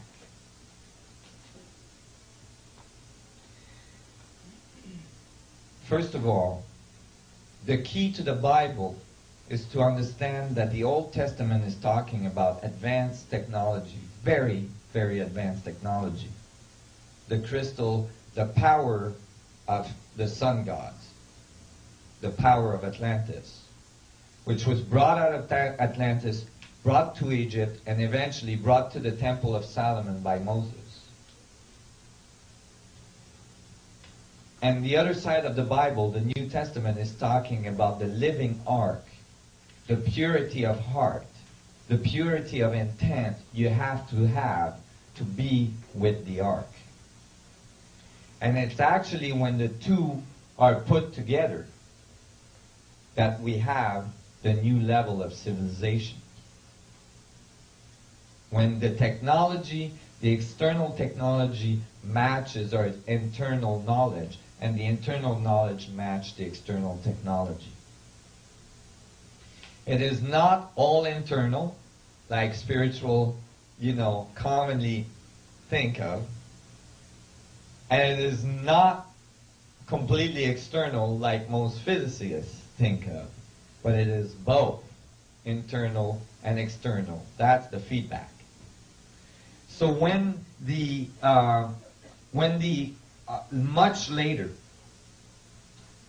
it seems like there was a Jewish contingency in France that believed that they were the direct descendant of Emmanuel, the Cathars. And the Cathars, I think, was it the Cathars? Yeah, I believe so. They were looking for the Ark of the Covenant. This is a large Jewish community in the middle of France that nobody knows how they got there. There's a lot of books now being published saying that actually Emmanuel, after his crucifixion and his revival, went through India and into Europe and resettled in France. And that Cathars were truly the bloodline of Emmanuel. In any case, true or false, they believed they were. And they were looking for the Ark. They might have had very ancient documents that were brought there by the groups that settled the Jewish community there. They started an order of knights to look for the Ark. That order was called the Knights Templar. The first name they were given was the Knights of the Poor, because they were very poor, and their insignia was 2 knights on 1 horse, because they couldn't afford a horse for every knight. They were commissioned by a priest, a Cathar priest, to look for the Ark. Well, after years of research and so on, they came to conclude that the Ark had to be in Jerusalem somewhere, under the Temple Mount in Jerusalem. They conjured the armies of France. Okay? They convinced them to go and take Jerusalem. And as a result, started the Crusades. This is history. The Crusades were described in the tales of the search for the Holy Grail. They couldn't talk about the Ark directly because of Inquisition. So they called it the Holy Grail. And in the first edition of that story, they call it a crystal stone. Later on, describing it as a cup, which had 2 vortices on each side. And so they went across all the countries they needed to go across to go to Jerusalem. They fought their way through all the way, generating huge amount of difficulties, and eventually got to Jerusalem and took over the ancient city of Jerusalem. This is historic. They were there and they occupied Jerusalem for many years. For 7 of those years, the Knights Templar themselves settled right beside the Temple Mount in Jerusalem and dug and dug and dug tunnels that are still there today. But because this is Islamic ground today, the temple, the mount, it's the rock of foundation is right under the dome of the rock in Jerusalem, which is Islamic, is under Islamic control. The Islamic population goes there on pilgrimage, turn around the rock where the Ark used to be placed inside the Temple of Solomon. They're venerating the exact same thing as the Jewish tradition. And they're all fighting. Amazing. In any case, those tunnels are still there under the ark, under the Temple Mount. They're not accessible. You can't go there. They are blocked, and they're heavily guarded. In any case, the Knights Templar dug for 7 years and found zilch. Well, they found a lot of documents, and that's in history books, but they didn't find the ark. It just happens that while they were there digging, the king of Ethiopia was in exile. There was a revolution in Ethiopia and was brought in exile to Jerusalem. And when he heard the Knights Templars were looking for the ark, he went to them and said, I have the ark. It's in Ethiopia. Now, how did that happen? There was a very well-known route along the Nile that went down the Nile, through the Blue Nile, into Lake Taos in Ethiopia. And sure enough, in Ethiopia, you find a high population of ancient Jewish tradition, which scholars never knew where the Jews came from, why they went to Ethiopia. Most likely what happened is that the Essene temple became unstable, became dangerous. It became dangerous to leave the ark there. So they decided to take it down the Nile. They did, and they eventually settled at Elephantine Island on the Nile. And they found an Hebraic temple there, which, you know, in Jewish tradition, you're not supposed to build a temple unless it's the temple to place the ark in. So wherever you find an ancient Hebraic temple, the ark had to be there. So you find that temple in the appropriate times being built on Elephantine Island. And then it stayed there for a long time, hundreds of years, till it became unstable there too. So they brought it down into the Blue Nile, into Ethiopia. And in Ethiopia, on that lake, you find a very ancient Hebraic temple having been built. And all the priests there say that they used to have the ark. And then eventually the ark was brought to St. Mary of Zion in Axiom, Ethiopia, where it's supposed to be to this day. It's a little chapel that's heavily guarded by the Ethiopian army. And so the Knights Templar actually went down the Nile, and what they did is they made a deal with that king. That king actually is the father of the Rastafarian tradition. That's how deep this goes. The Rastafarian tradition is actually directly linked to the history of the ark. And if you talk to Rastafarians that are really scholarly involved, they will tell you that the ark is the center of their worship. So the Knights Templar, isn't this amazing? The Knights Templar went down the Nile with that king, and because they had the control over the European armies, said, we'll give you back your country. That's not a big problem for us. We've got guns. They have, arrows and lances. And so they went down the Nile. Actually, they didn't have quite guns at the time, but they had more advanced technology than the Africans. And they fought for that king's country, and in exchange, the king gave them access to the ark. And there, in Ethiopia, you find ancient traditions that talk about blonde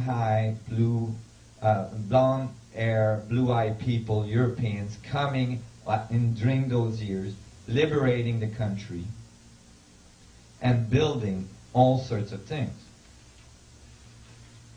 Now, when you find these things they built, you know they didn't build this with conventional means.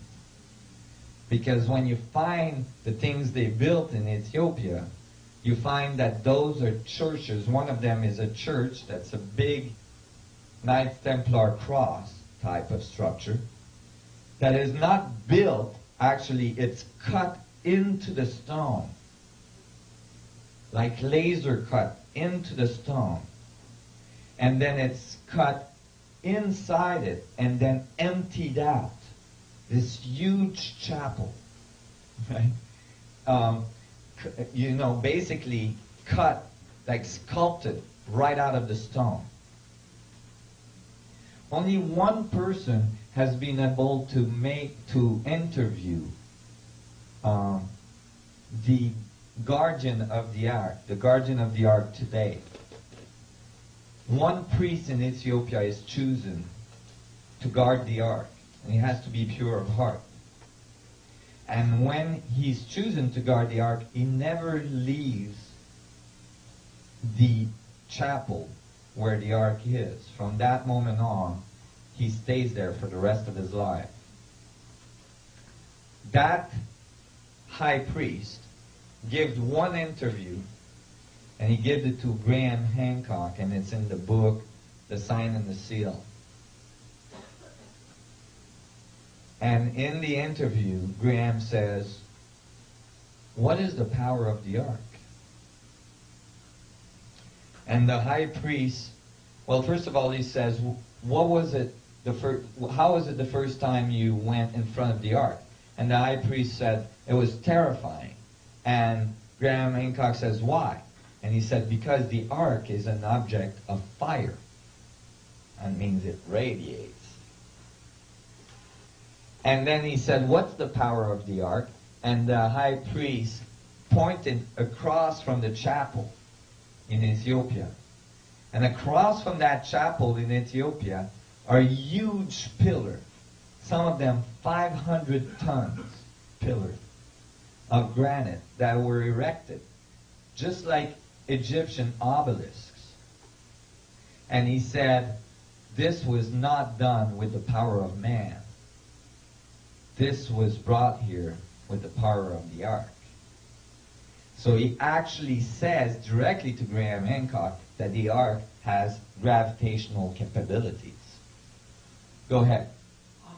What do you think is... Interestingly, when they arrived in Europe, the first thing they did is that they built... You see, all of a sudden they became builders. You know, out of nowhere, all of a sudden, they could build amazing structures. The first thing they built was the first Gothic cathedral, Chartres, a huge cathedral in France. Now that cathedral has been examined by many engineers, and all the engineers agree that thing is not reproducible with current technological advancements. I mean, you're talking whole temples, whole pyramids were covered with gold. You don't do that by mining in the middle of the desert. Okay? So, you know, the ark crystal is the philosopher's stone that the alchemists were looking for. So when you start, now it starts to make a whole picture different, eh? The Knights Templar could not talk about the ark directly because the Vatican would have had their head real quick. So they had to talk about it in terms of magic, in terms of magical spell. They had all these ancient books that had description of the ark. They started to distribute those in underground, you know, grassroots, you know, sectors, and all these became magical texts. That's why you see all these ancient texts appearing in the middle of Europe, like the Kabbalistic texts. And the modern archaeologists and historians think, oh, the Kabbalah came out of the 11th century in Europe. It's not ancient. And all the Jewish people are saying, no, this is ancient knowledge. Right? And that's because the historians are confused where the information came from. It came from the Knights Templar. And so they start to distribute this, and they became very powerful. They became very rich, and the King of France started to freak out. The King of France was losing a lot of money, and the Pope was getting very, very worried that the art was going to become public knowledge. And that would not be good for the Vatican. So the King of France, and this is a historic meeting, the King of France, the Pope of the time, and an Ethiopian delegation got together at the Vatican. And they all talked about it, and they decided they needed the Knights Templars out of there. Now it's no longer the 11th century, we're talking 13th century, the year 1213. On a Friday the 13th, which gave Friday the 13th this bad reputation, the Knights Templars were declared illegal. The order of the Knights Templar was declared illegal by the Pope, and the Inquisition striked at some of the largest temples of the Knights Templar. Many of the temples actually were dedicated to the goddess, to the Black Madonna. And how things work was brought through the ages, through these two enterprises, the Freemasons and the Knights Templar. And that's why in both of these traditions, you find and I did research this, they both say that their roots was the Knights Templar, and that their knowledge comes from ancient Egypt. You see what I mean?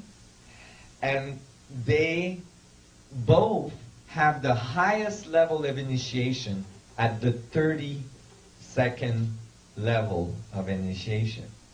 33rd being, a complementary initiation, actually, because the 33rd is just when you get to direct a house in both of them. But the higher level of initiation in both system is the 32nd level of initiation. So the two put together generate the 64. And in both systems, the highest level of initiation consists of, and I've asked to both, consists of stepping in front of a mock ark of the covenant and making vows. So they still have the concept of the ark in there. Well, when the New World was discovered, guess who came? The Freemasons. The founders of the Constitution of this country was written by Freemasons. And the whole layout of the Washington Monument and so on was laid out by the Freemasons. That's why you have a huge stellar in the middle, an Egyptian symbol. That's why the Pentagon is a pentagon. That's why the White House and all the area and all this generates a star tetrahedron. And that's why when you look at the $1 bill, you have a pyramid with an eye on it. And on the other side, if you have a $1 bill, check it out, you will see a star tetrahedron generated by 12 stars with a 13 in the middle. The vector equilibrium, the 12 vectors of the vector equilibrium generating the singularity, the 13 in the middle.